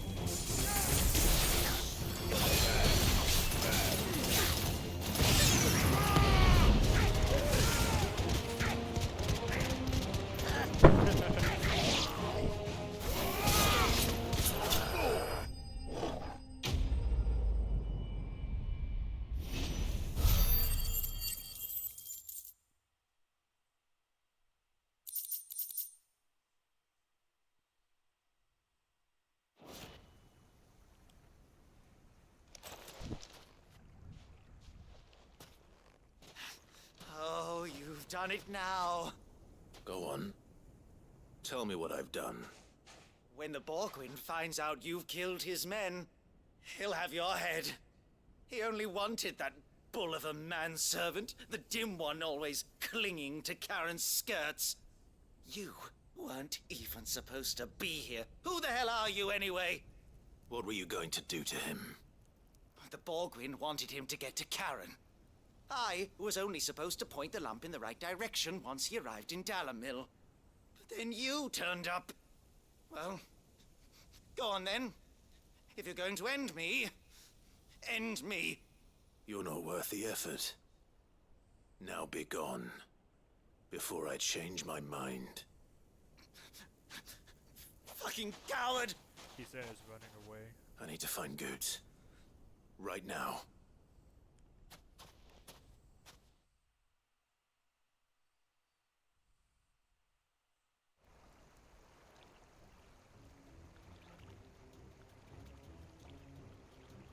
Get your filthy paws off me, you naughty-pated lout! Stop calling me names! And stop spreading them horrible lies about Nan! Well, that will be easy enough. For they are not lies. Every last word is true. And she must pay for her crimes in blood. Lord! Goose, are you all right? He's gonna kill Nan! He said she had to pay in blood! After what she did, it is only right. She ruined my life and the lives of countless others. That loathsome harpy's very existence is a crime, and I will not allow it to continue. Goods, was it? I have no quarrel with you. Only with your employer. Run along now. You need not pay for her sins. No. No? I don't care what she did. I won't let you hurt Nan. Promise me you won't hurt her, or I'll kill you myself! Goots, no. Enough, all of you!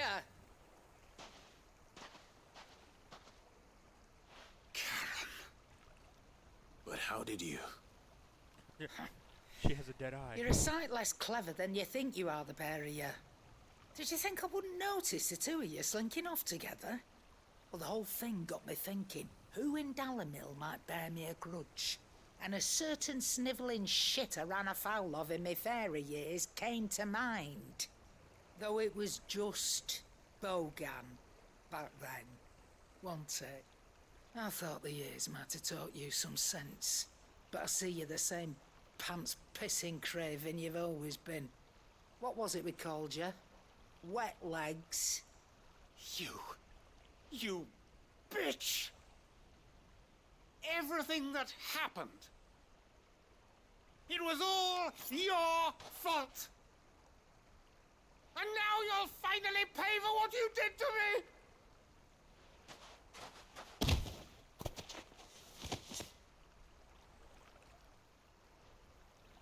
Goose, you...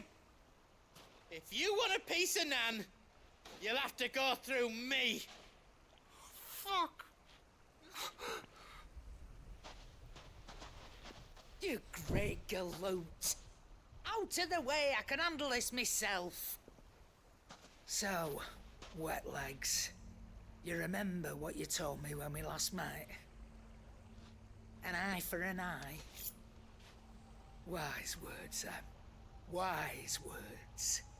And now, it's time to collect.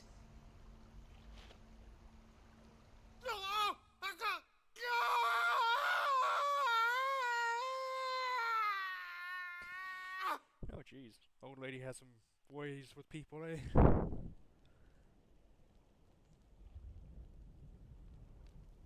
Sorry to keep you waiting. Is he... Dead? No. But I reckon he wishes he was. It isn't easy going through life one eye short of a pair. After all, I should know. You don't mean... Oh, don't tell me you didn't notice. Lost it to old Wet Legs back when we were working the same routes. Said I'd stolen from his strongbox. I'd done nothing of the sort, mind, but that didn't stop him taking his little revenge. So I took some of my own. Sorry, lost everything. His coin, his clients. Always knew he'd be back one day to claim his due. But he crossed a line dragging poor Goots into this. He didn't hurt you, did he? No, Nan. Still got all my arms, see? Legs too. But what if he comes back again? What if he does? First we take the other eye, then we work our way down. He'll learn his lesson soon enough. But something tells me the Wet Legs has learned it already. Right. Let's get you back to the hideaway. You've attracted quite enough attention already. Ta-ra, Clive. Remind me never to cross you, Karen.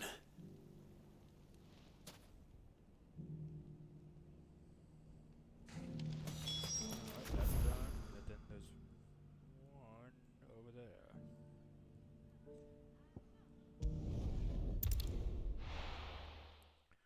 Looks like it's on the way past the MSQ.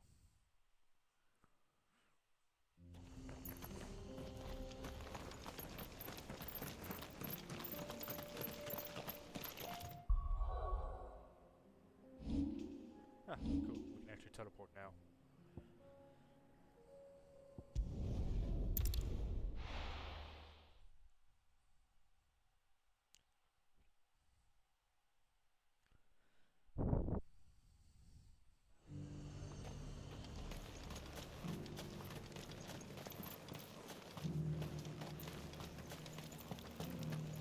There were ghosts at the gates not days ago.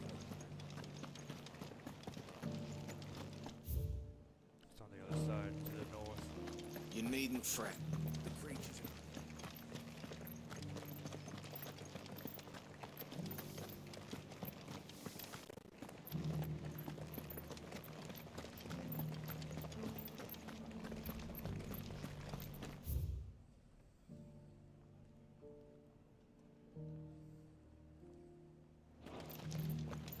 A mountain knight. No use calling Ambrosia now. To the meadows, then. That's what the captain said. Run like the wind.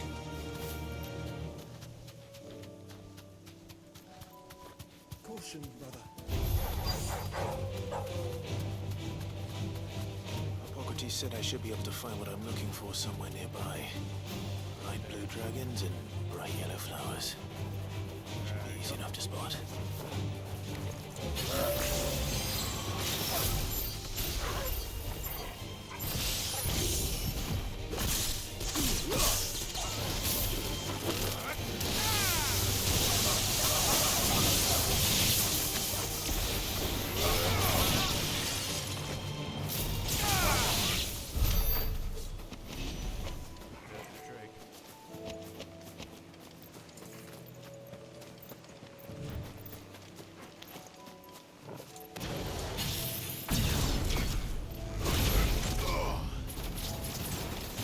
This must be our wyvern.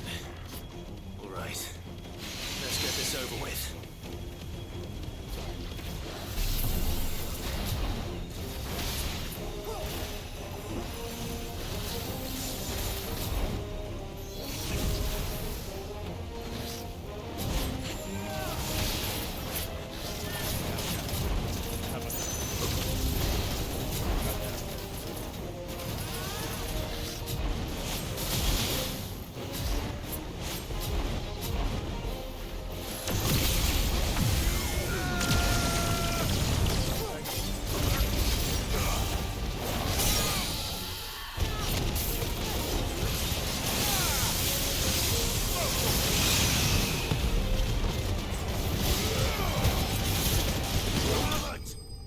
There we go. That burst damage is just insane. Raptor liver. That's the wyvern's liver. Now I just need to find the herbs. Bright yellow with a heady scent.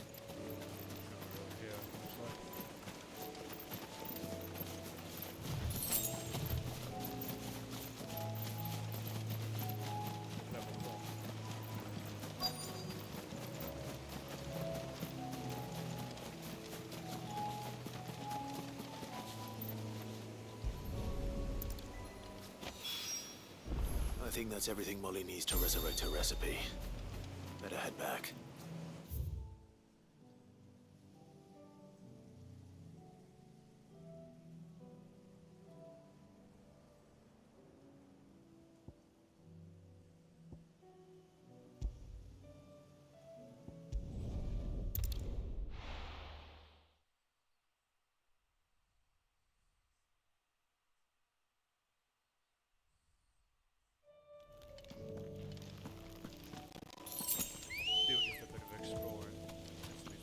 Come on. Run like the wind.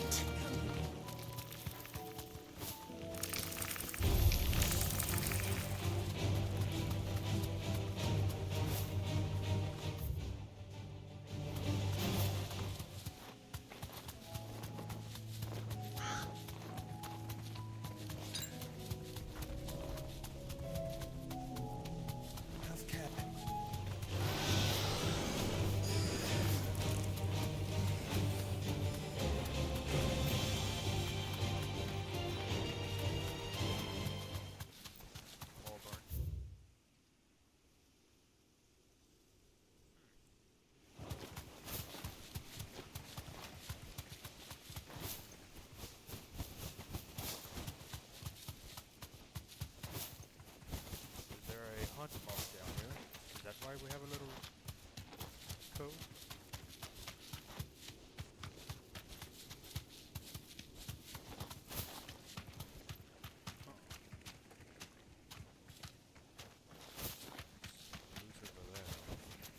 You deserve a rest.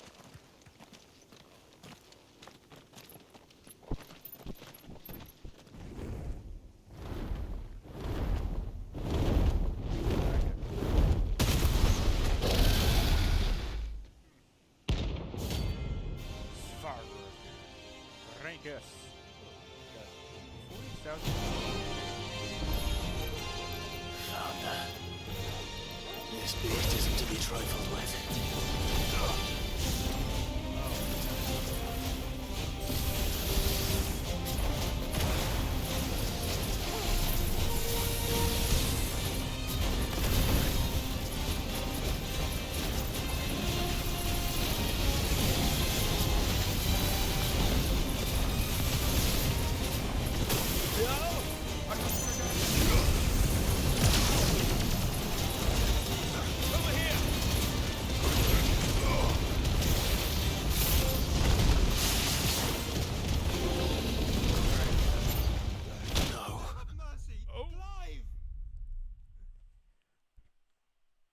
Okay. We're gonna do that again. I'm not gonna get my ass handed to me by an overgrown lizard.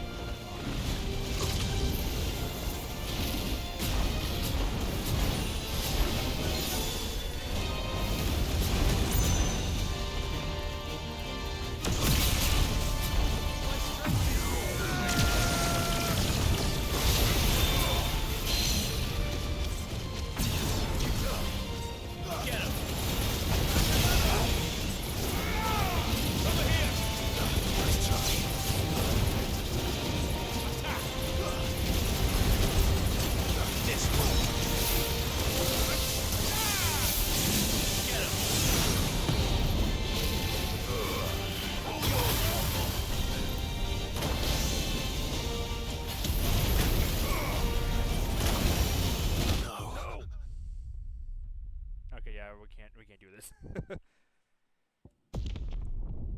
He's too high level.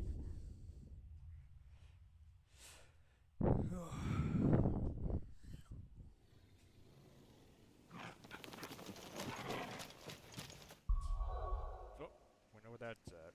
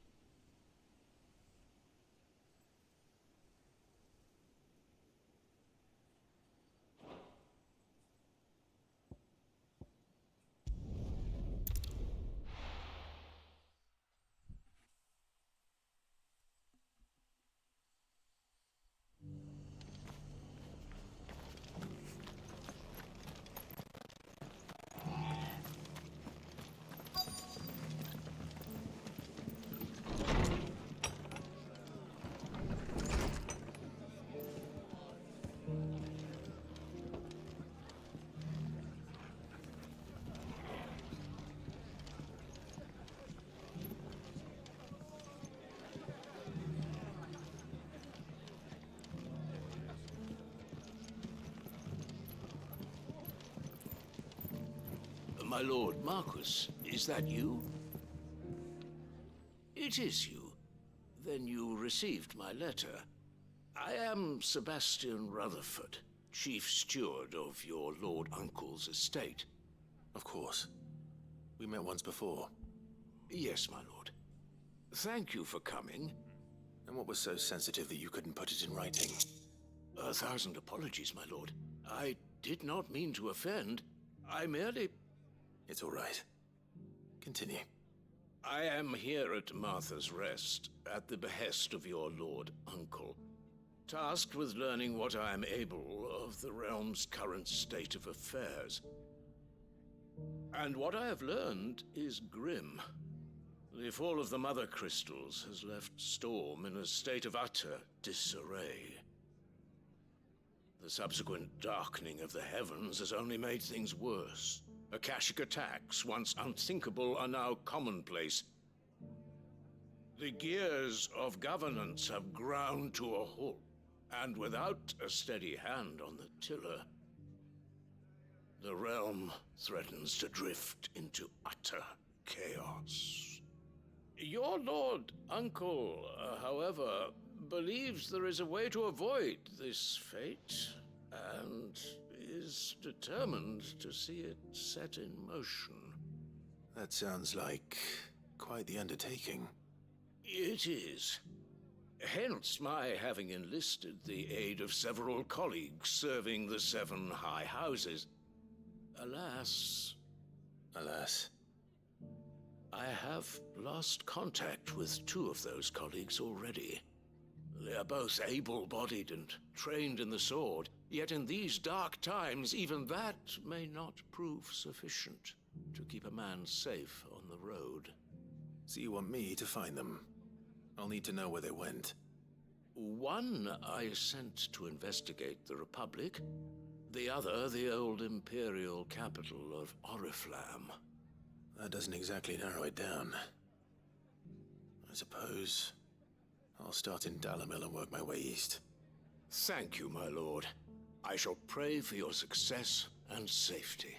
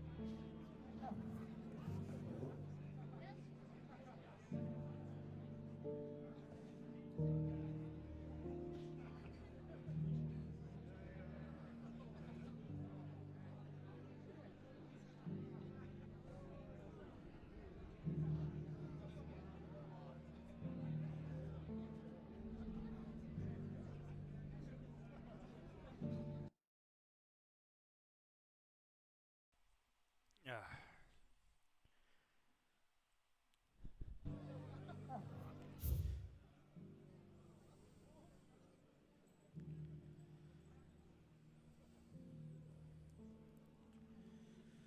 Anything else needs to be explored? No? Okay. Port de Solde. Is that on the map? Oh. Port de Solde, yeah.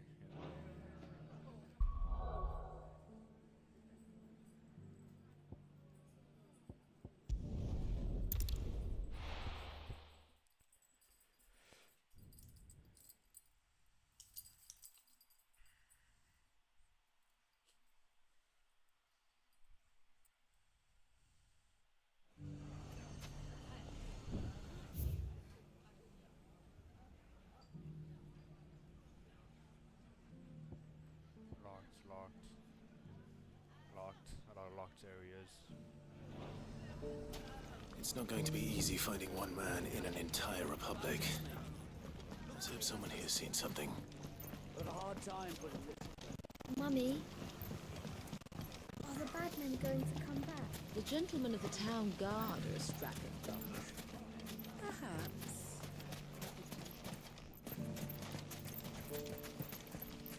Are you looking for something in particular?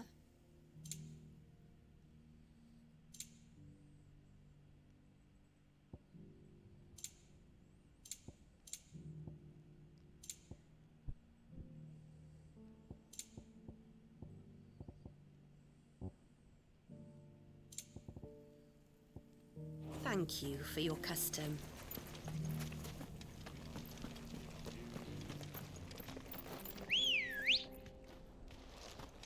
Good girl. Faster!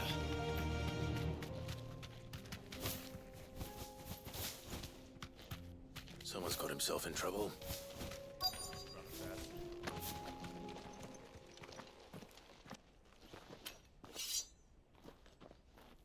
I don't see your master here, so you can start by giving us all the coppers in your purse. I already told you, I have nothing. Then maybe we'll take that pretty outfit and the steel you're wearing. Please! These men are trying to rob me!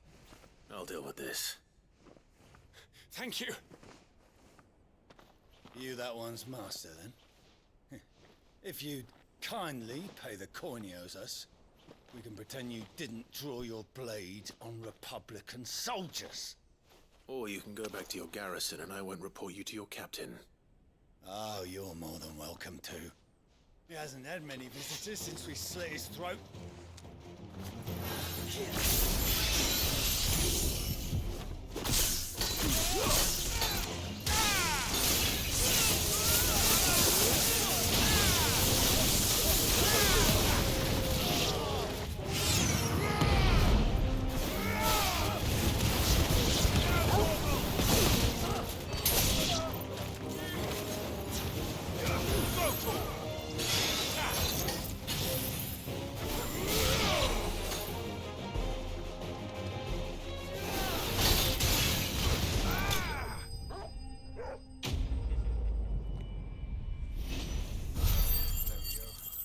Nice and easy.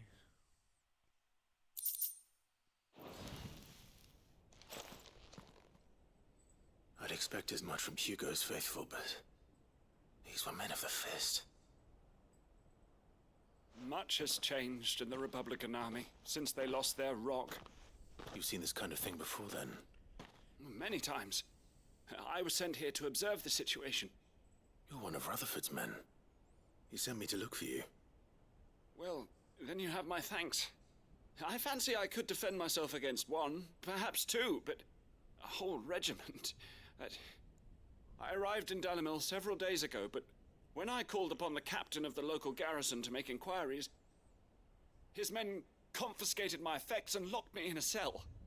The captain is no more, and his men make the rules now. Fortunately, I was able to bribe my way free, only to be stopped again by those soldiers you so kindly dispatched. What of the Fist's Central Command? Surely they wouldn't allow such lawlessness amongst their ranks. I would imagine they are unaware of it. Most of the army has fallen back to the capital and hunkered down behind her walls. Those who weren't recalled now rule the fringes unchecked, answering to no one but themselves. Then it's worse than we imagined. You should return to Rosaria. It's not safe here. I'll find a caravan heading north. You won't mind if I borrow one of these soldiers' coin purses? Not like they're gonna need it. Not at all. Now, to find this second associate of Rutherford's. If he was bound for Oriflamme, I'll start at Northreach and see if I can pick up his trail.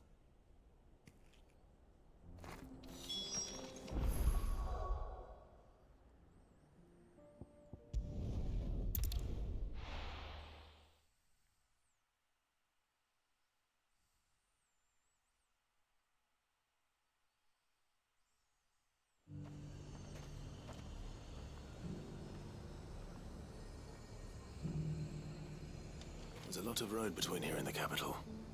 Rutherford's man could be anywhere.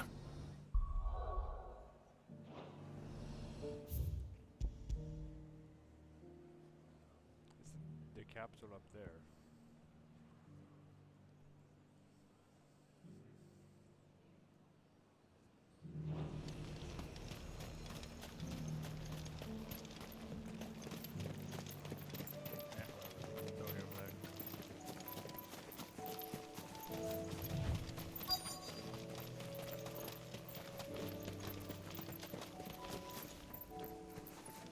Straight-laced gate. What happened here? If you're with the others, they've already relieved me of my belongings. I'm not. I'm looking for someone who was sent here by a man named Rutherford. And then you found him. I'm Alistair Rockford, attendant to the Lady Ariane of House Wellesley. Of the 7 high houses of Rosaria. It's been a long time since last I saw my great-aunt. Is she well? My Lord Marquis? Yes. Yes, she is. The Lady Dowager has granted me leave to assist your Uncle Stuart. I was on my way back from the old capital when I saw some villagers being robbed on the road here. Bandits? They looked more like field hands, but it didn't matter in the end. I did what I could to help the victims, but all it earned me was a pummel to the temple. Which way did they go? South, toward the gate. All right. I'll take care of them. Founder knows I've met enough of their kind. You head back to Northreach, visit the Vale, tell them I sent you. Thank you. I shall. Founder be your shield.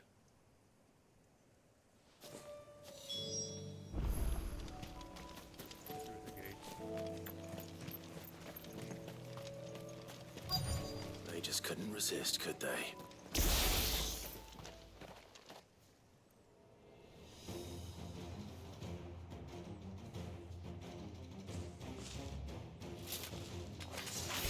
This one's ours, pretty boy.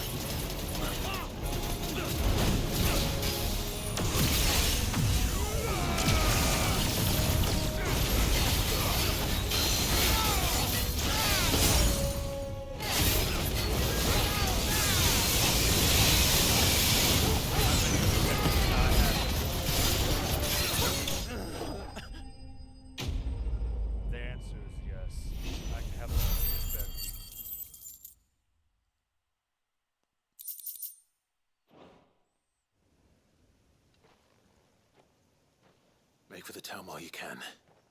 There may be more bandits nearby. You don't need to tell me twice. Many thanks, traveler. This looks to be all of them. I thought I told you to make for the Vale. And stand by as ill might befall the heir to the ducal throne. It's just Clive, and I'm fine. Which is more than can be said for you. I will survive. Strange that the garrison wouldn't intervene in such a brazen attack so close to their gates. The garrison have their hands full inside the city. Some days they don't even send out patrols. There are few hands left to work the fields, and even fewer to transport the grain. The market stalls are nearly bare, and the price for what remains is exorbitant. It's not uncommon to see a fight break out over a crust of bread.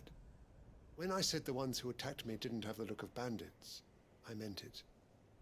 They were probably just desperate. Rockford, listen to me. If you are to continue your investigation, you first need to seek the attention of a healer. Of course. I shall return to Northreach right away. But allow me to thank you first. Had you not happened along, Don't thank me. Thank Rutherford. It was he who sent me.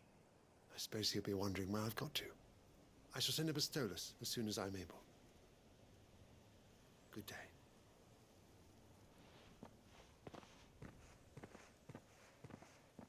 My uncle certainly has his work cut out for him. If it isn't already too late. I should go and tell Rutherford that his colleagues are still in one piece.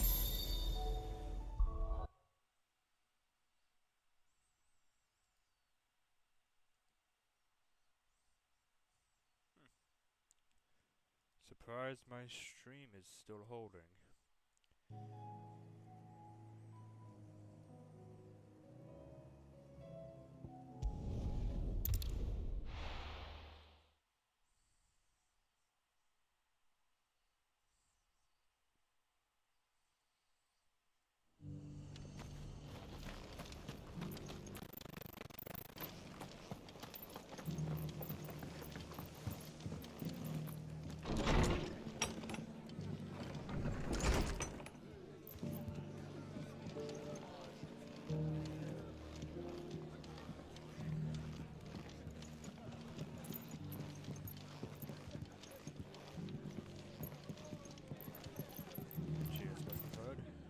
I see you're still here.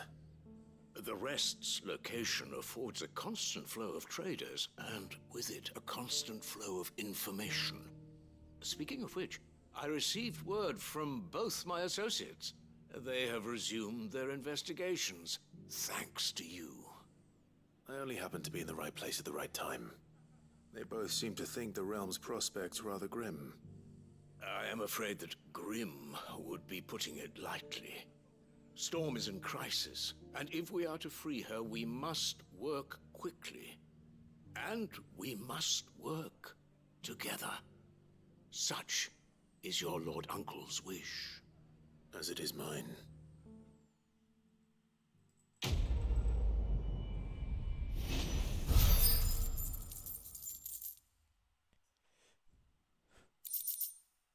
Breath of light.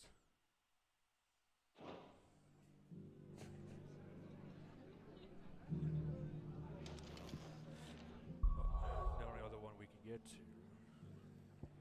Well, we can't get there. Let's go to these other ones then.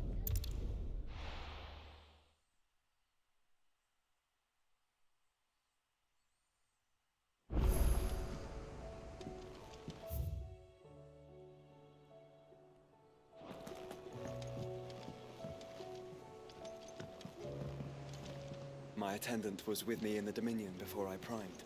She would have watched the battle unfold and witnessed its outcome. I trust you'll be waiting for me in Tabor, where I can finally introduce you.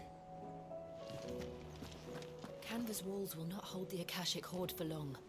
We can only hope they hold it for long enough. Or the moon, for that matter. It seems the hideaway's lost its app. So, did you have that word with Tomes then? I did, and he was as helpful as ever. He told me exactly where to look, in fact. Saint's bonus and a raptor's liver. I'm sorry, worm's liver. And what precisely will I be cooking up? Or is it better not to know? Blueback wyvern liver. And, a herb known as Saint's bonnet. Ah, wyvern livers, was it? Well, at least it weren't actual worms, I suppose. Now then, you stay right where you are. I've got some cooking to do. Let's hope these grand old chefs of yore knew what they were on about.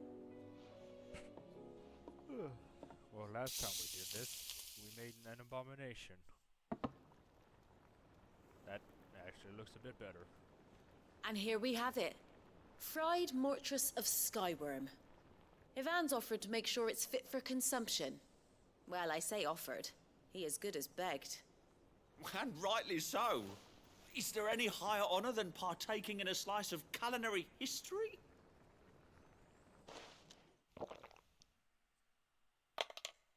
Crunching, that was a goal.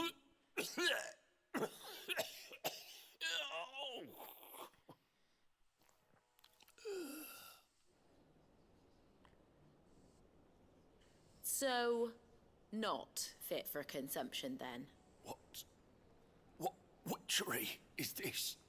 The crackle of the crust gives way to an almost violent richness. Yet, it is the piquant kiss of the saint's bonnet that tames this savage dish. It is a tour de force. A force of nature, even. A maelstrom of flavor and sensation. A graceful beast emerging from centuries of slumber. I think he likes it.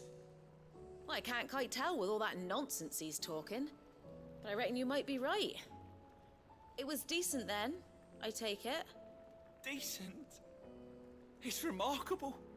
And I defy any man to say a word to the contrary. Sid, might I suggest that you command a party of your finest men and women to procure a dozen blueback wyverns forthwith? I'll give it some thought.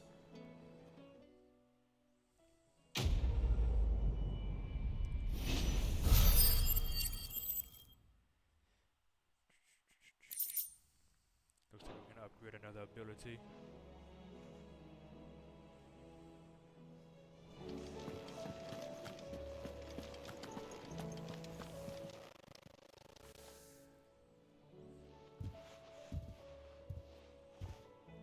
Nothing like a dish of cold vengeance to foul the gut. I'm sorry, Nan. I didn't mean to make things worse. I just thought I had to protect you. Like you've protected me. Aye, well, someone had to. Your parents certainly didn't give a whit for your well-being. Reckon the both of us would be worse off if I'd not taken you on.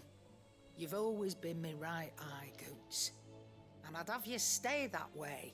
So don't you dare go looking for trouble again. Well, I will. If you ever need help, I'll do it again and again, and you can't stop me. Why, you big lump. Fine. Play the hero if it makes you happy. Thanks, Nan. I won't let you down.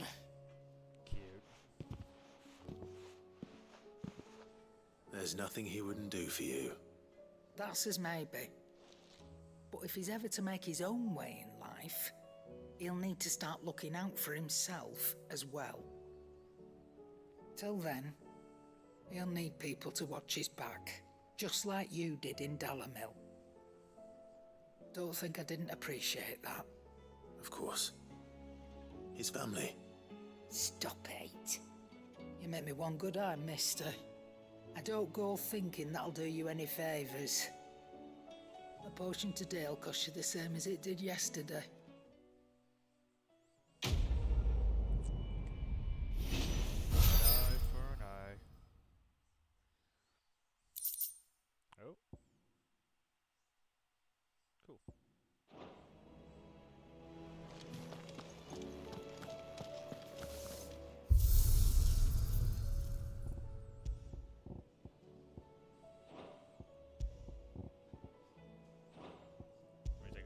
Oh, we can change Joshua? Oh, that's cool.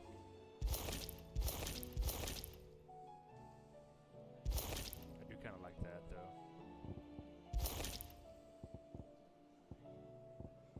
That's cool.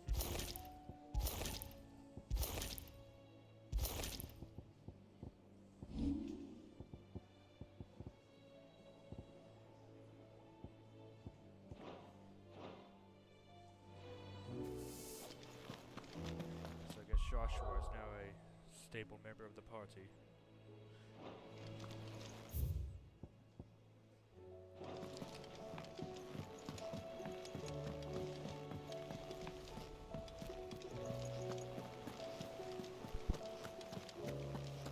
Did you see that?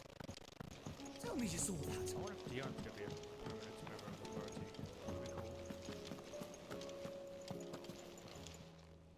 How are you doing?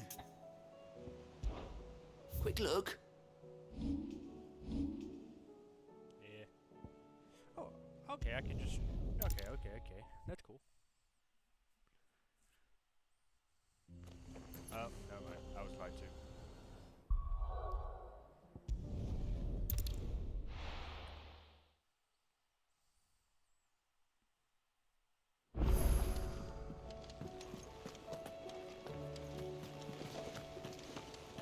Did you see that? Tell me you saw that.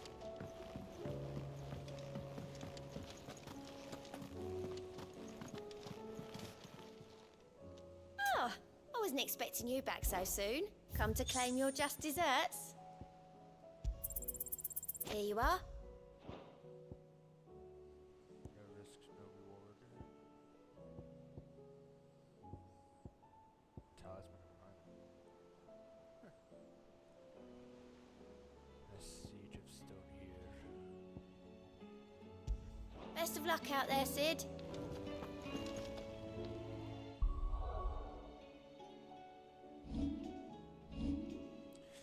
Oh, I got 2,000.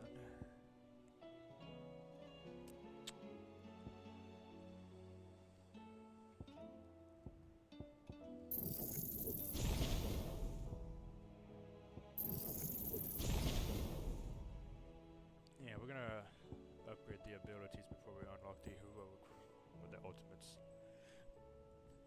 Oh. It's a shame that it doesn't tell you what the next upgrade is. That's one thing I would like them to change.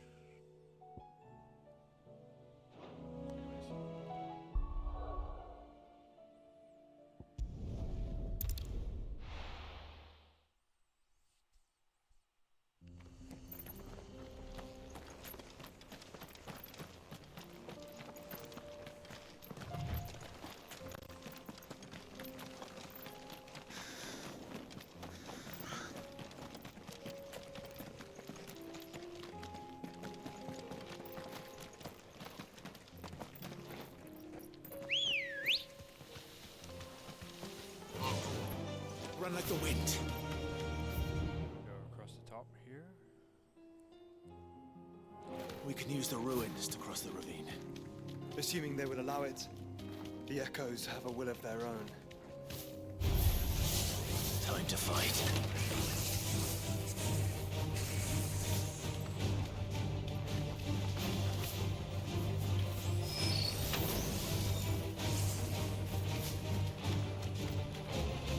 Tell us about Yote, Joshua. She's strong-willed, loyal, and deadly with a blade. Much like Clive, but with better manners.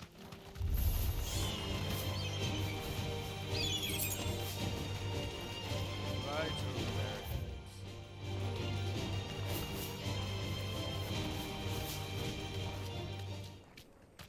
Be safe. I do. Where are you off to now, then? Bound for the Free Cities, perhaps? Oh, no need to say if you'd rather not. We all have our reasons. Ain't exactly feeling like sharing with strangers myself at the mo. Truth be told, I could do with a bit of inspiration. Don't know which way to turn no more. Was doing a roaring trade back in Oriflamme. Right up until the poor Drake lost her noggin. So, thought I'd try me luck in the desert. Then Fang went the same way. And don't get me started on the mess in the bloomin' Dominion. Suppose I could try Canberra next. But knowing my luck, the old place be crawling with the works before I'd even sat out me stall. But as I always say, where there's crisis, there's opportunity. The opportunity to mint Gil, that is.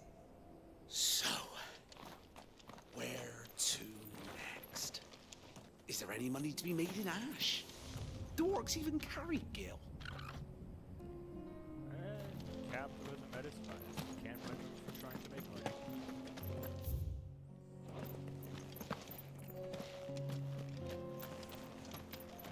Here you go.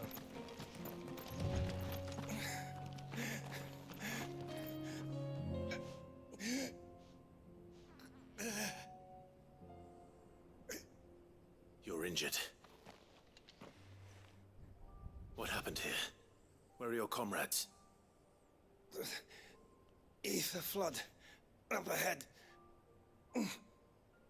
It swallowed our camp while we slept. My own men did this. Turned every last one of them. There's a village not far from here. Tabor. The people were kind to us. It's only a matter of time before they won't stand a chance. We can't let those monsters reach the...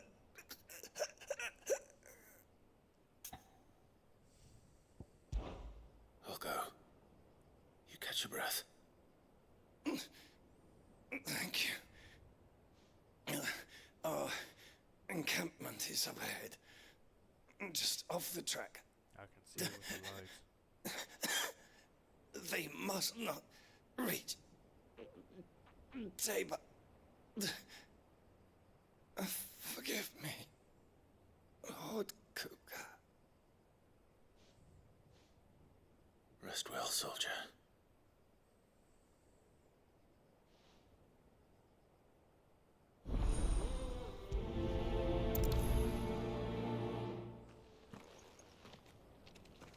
You said the encampment was close.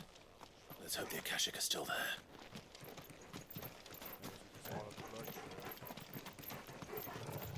Another ether flood.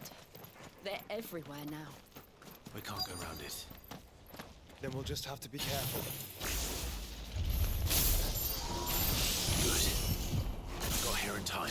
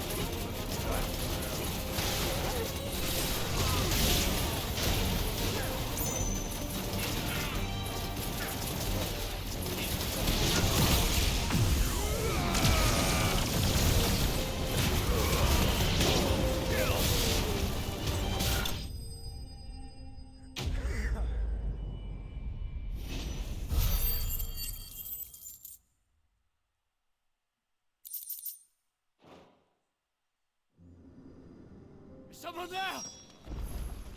Please, I can't move my leg! That doesn't sound like an Akashic.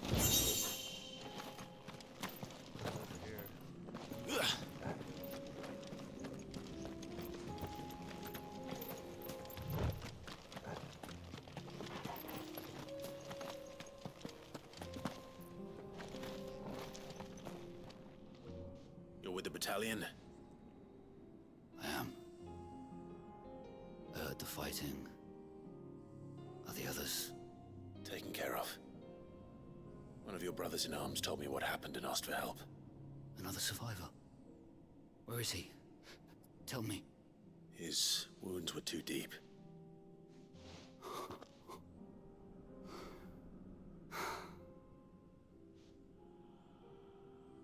He was right to send you. Those things you slew are no longer my brothers. Tabor is safe thanks to you. Here, you've earned it.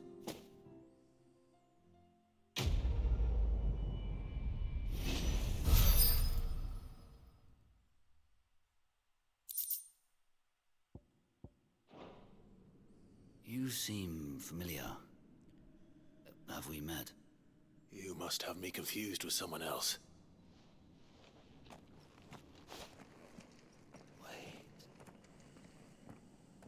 That scar. Son of a whore. You're Sid. I was there in Cosnis when you killed my brothers. I was there in Rosalith when you killed my commander. My war with Hugo Kupka is over. I bear no ill will toward those who followed him. What of my ill will? Coward! Draw your steel. Lord Kupka shall be avenged!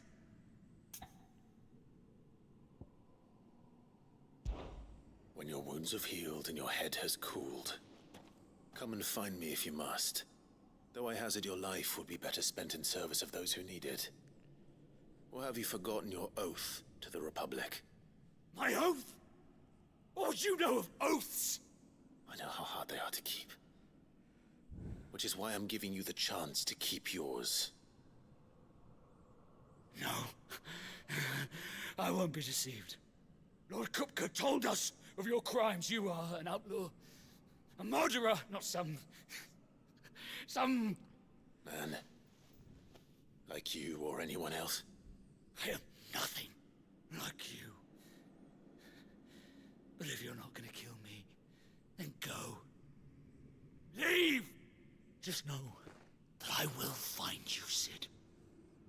Someday. I wonder if he becomes a hunted target later. That'd be cool.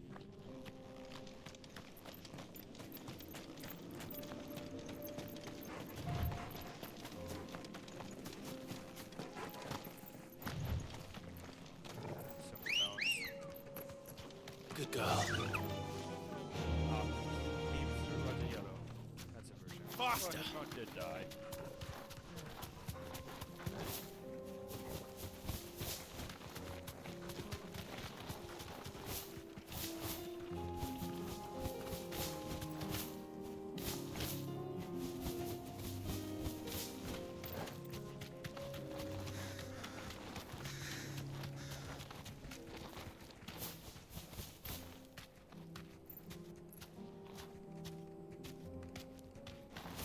We're nearly there. Have you been to Tabor before?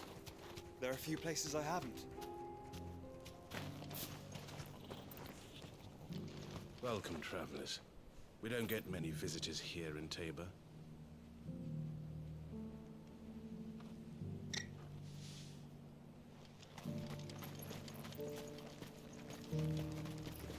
Where now, Joshua? There is a residence just inside the city gates. She awaits us within.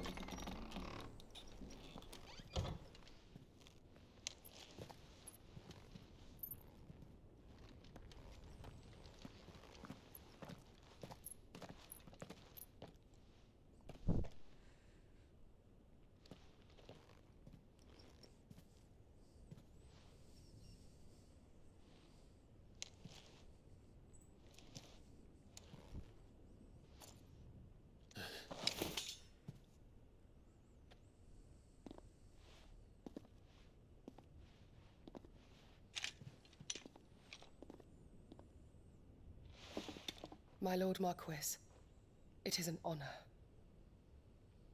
I am Yote, Knight of the Undying, charged with the protection of His Grace Joshua Rosfield, Keeper of the Flame of the Phoenix. Of course. It all makes sense now. Would you care to elaborate?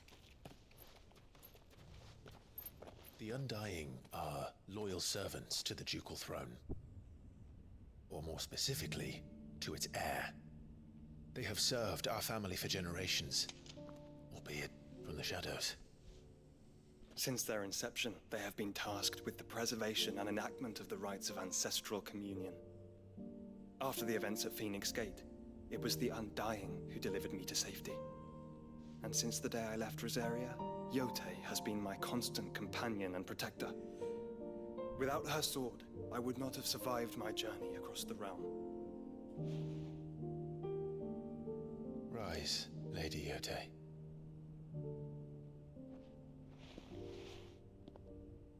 You saved my brother. I owe you a debt I can never repay. I but did my duty. Come now. Tell us what you've discovered. Your Grace. It is as you feared. The vessel we spied off the coast of the Crystalline Dominion on the night of her fall. It was the Einherjar. Beyond any doubt. The Black Galleon. Joshua, the Einherjar is the Royalists' flagship. What business would they have in the Dominion? Upon learning of Waloed's involvement in recent events at Drake's Fang, I sensed the malign influence of Ultima, and bid Yotei and the Undying look into the matter. We have reason to believe that the Black Galleon weighed anchor shortly after the fighting began, and set a course due south. For Canva. Then it is Waloeda Knights who besiege the cities. What is left of them, yes. And the Black Galleon sails at but one man's behest. Barnabas Tharm.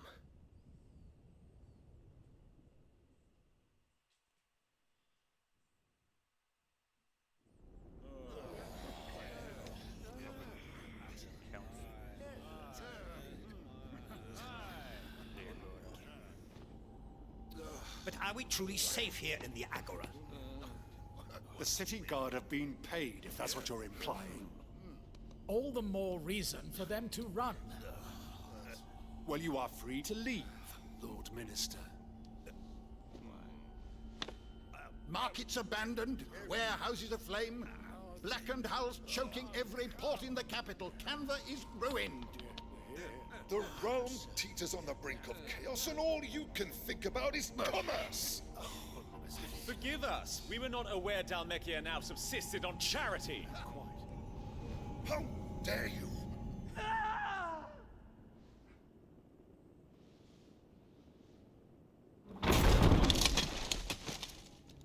Distinguished members of the Council, you must forgive His Majesty this intrusion.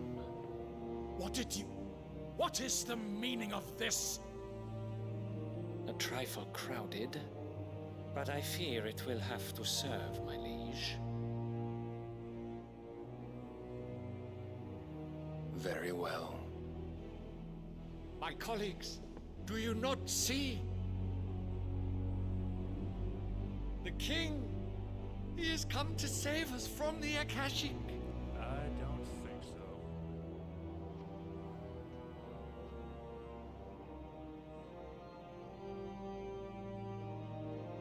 He is a gift from the heavens, divine intervention, our very salvation. And of course, if it is compensation he requires, we would be most willing to negotiate a fair price for services rendered. Fools. Your ignorance unbecomes you. Your Majesty, correct me if I'm wrong, but I would swear that the fiends washing the cobbles of Canva with the blood of her citizens wear the colors of Waloed. Ha! So you do not deny it. Guards, fetter them, and see our guests to the dungeons!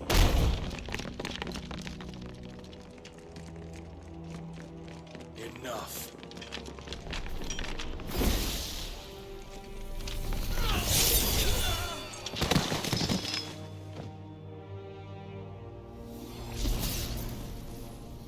Pathetic. pathetic creatures.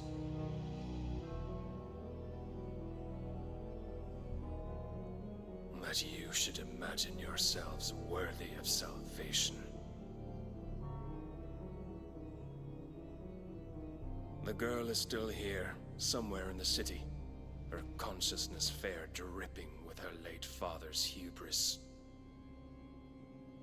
A consciousness to which Mythos is inextricably bound and inexorably drawn. See that he is made welcome. Yes, Your Majesty. Come, Mythos. Surely the prince's light cannot have sated you.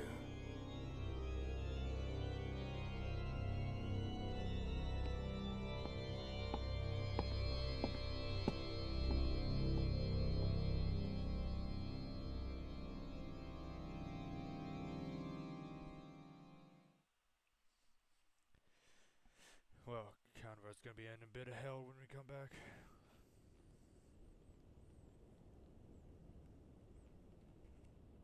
So then, how long has Waloed been under Ultima's control? How long indeed? Based on what we know of Barnabas's actions, I would guess some few years, mayhap more. But to what end? What does Ultima want? The tapestry. Show them.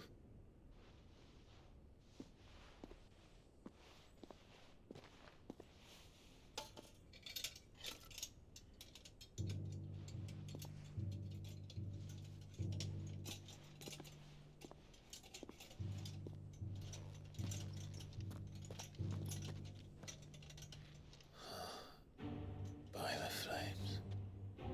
Phoenix Gate, Drake's Breath, and now here. But what is it? It is old, ancient, even. Naught remains of the faith it represents, save what can be gleaned from the image itself. None could tell me what the one in the apothecary meant, even the Undying. But I believe it may be the key to discerning Ultima's purpose. That figure in the center, the one beneath whom the icons congregate, that I believe to be Ultima. He is a god, or at least godlike. His very existence beyond our ken. The icons, and by extension their dominance, are meant to be his subjects, and while some, like Barnabas, have accepted this role, others have rejected it, like you, Clive, which is rather inconvenient, as it appears he needs you most of all. And gods don't like to be disobeyed. No, I don't suppose they do. Clive, may I tell Yote of the lake? By all means. Yote, I will be accompanying my brother to the Free Cities. Whilst we are afield, I would have you watch over those Clive has made his wards. Omielos delan tuisag ilith. Though well concealed, the hideaway lacks trained fighters to defend its occupants should they be discovered. But it is my duty to... As it has ever been my brother's duty, remember. If that is your wish, Your Grace. But please be safe. If aught were to befall you, You have my word.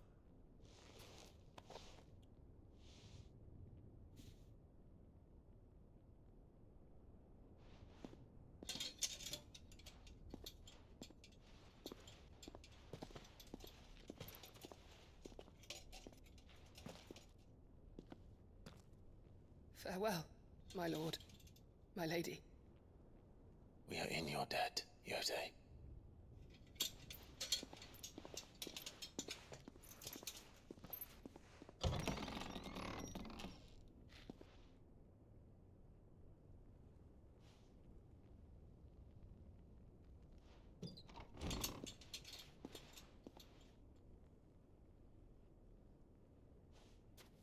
Let's find our friends.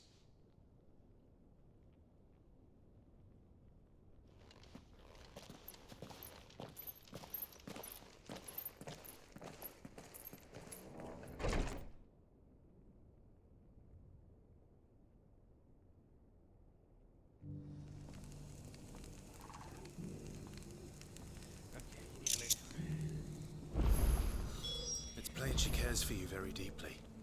And I her, which is why I had to let her go.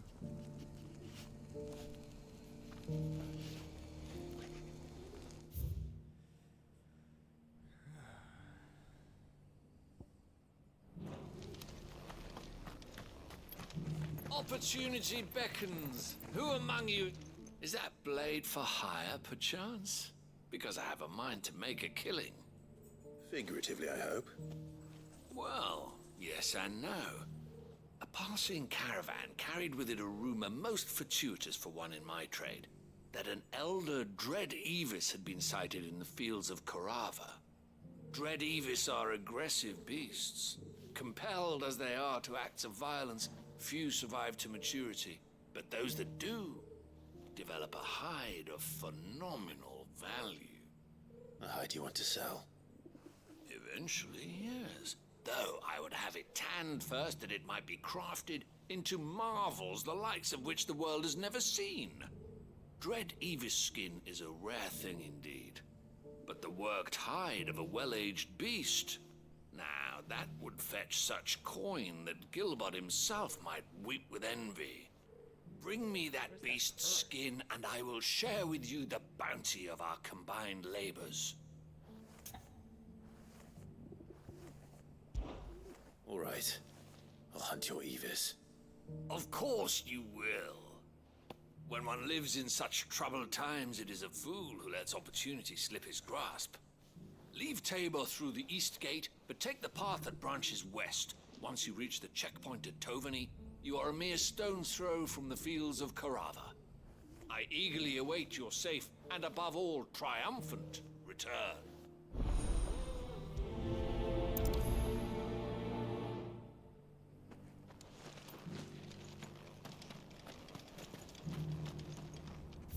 Are you buying or selling?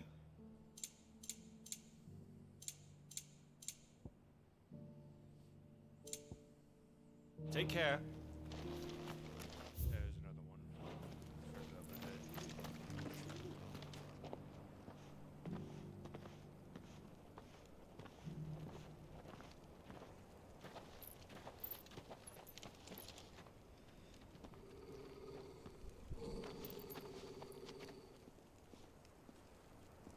Cyril.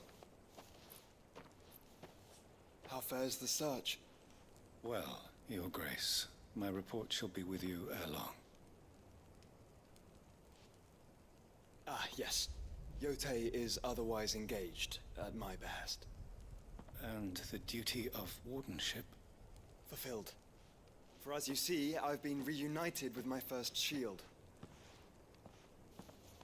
I am Cyril, Knight of the Undying and bearer of the Burning Quill, charged with chronicling the mortal deeds of His Grace, Joshua Rosfield, Keeper of the Flame of the Phoenix, and rightful Archduke of Rosaria. I entrusted Cyril here with overseeing the investigation into Ultima's origins. Findings from his brothers and sisters afield are delivered here to be collated and catalogued. Just how many Undying are there? Not nearly enough, milady. Yet we are glad to give our all in service to the Phoenix. Such is, and has ever been, our creed. I see. You have your associates, I have mine. But you may now think of them as ours. That won't be a problem, will it? The Phoenix is our sun, and we but the shadows that quicken in his radiance. It is from the darkness that we serve, both him and now you.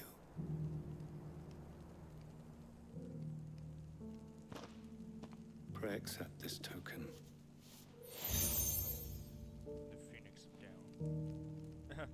For as long as you bear it, members of our order will reveal themselves unto you, if there is nothing further. No. You are dismissed. Your Grace.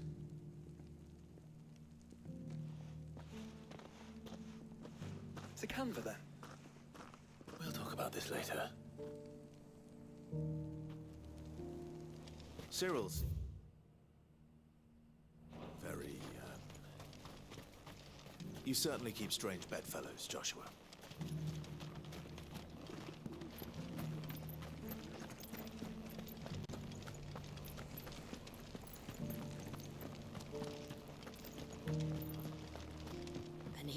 Good, yes.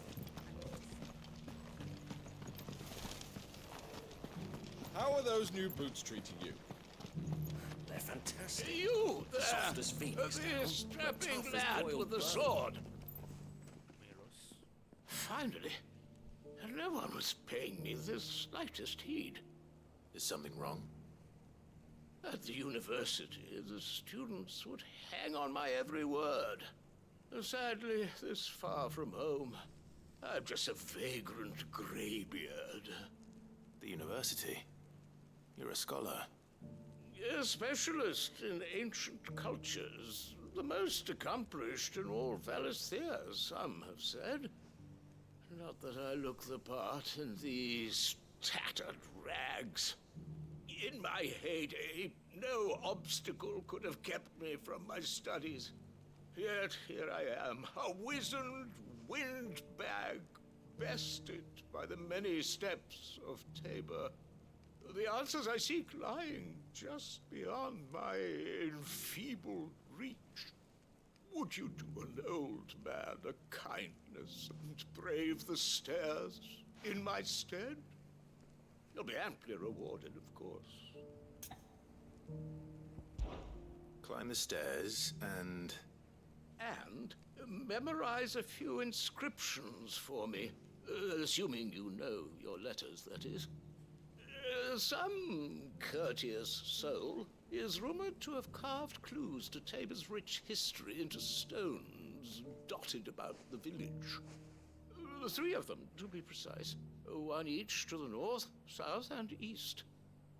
I'm here in the hope that those carvings might shed light on a riddle I've been pondering for some time.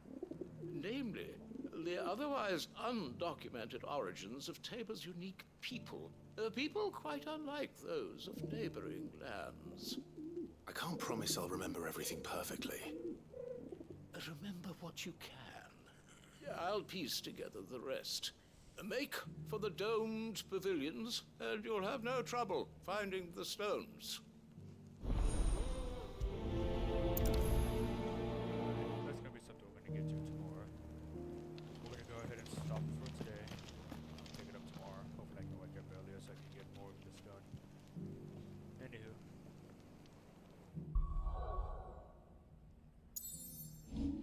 Thank you all for coming.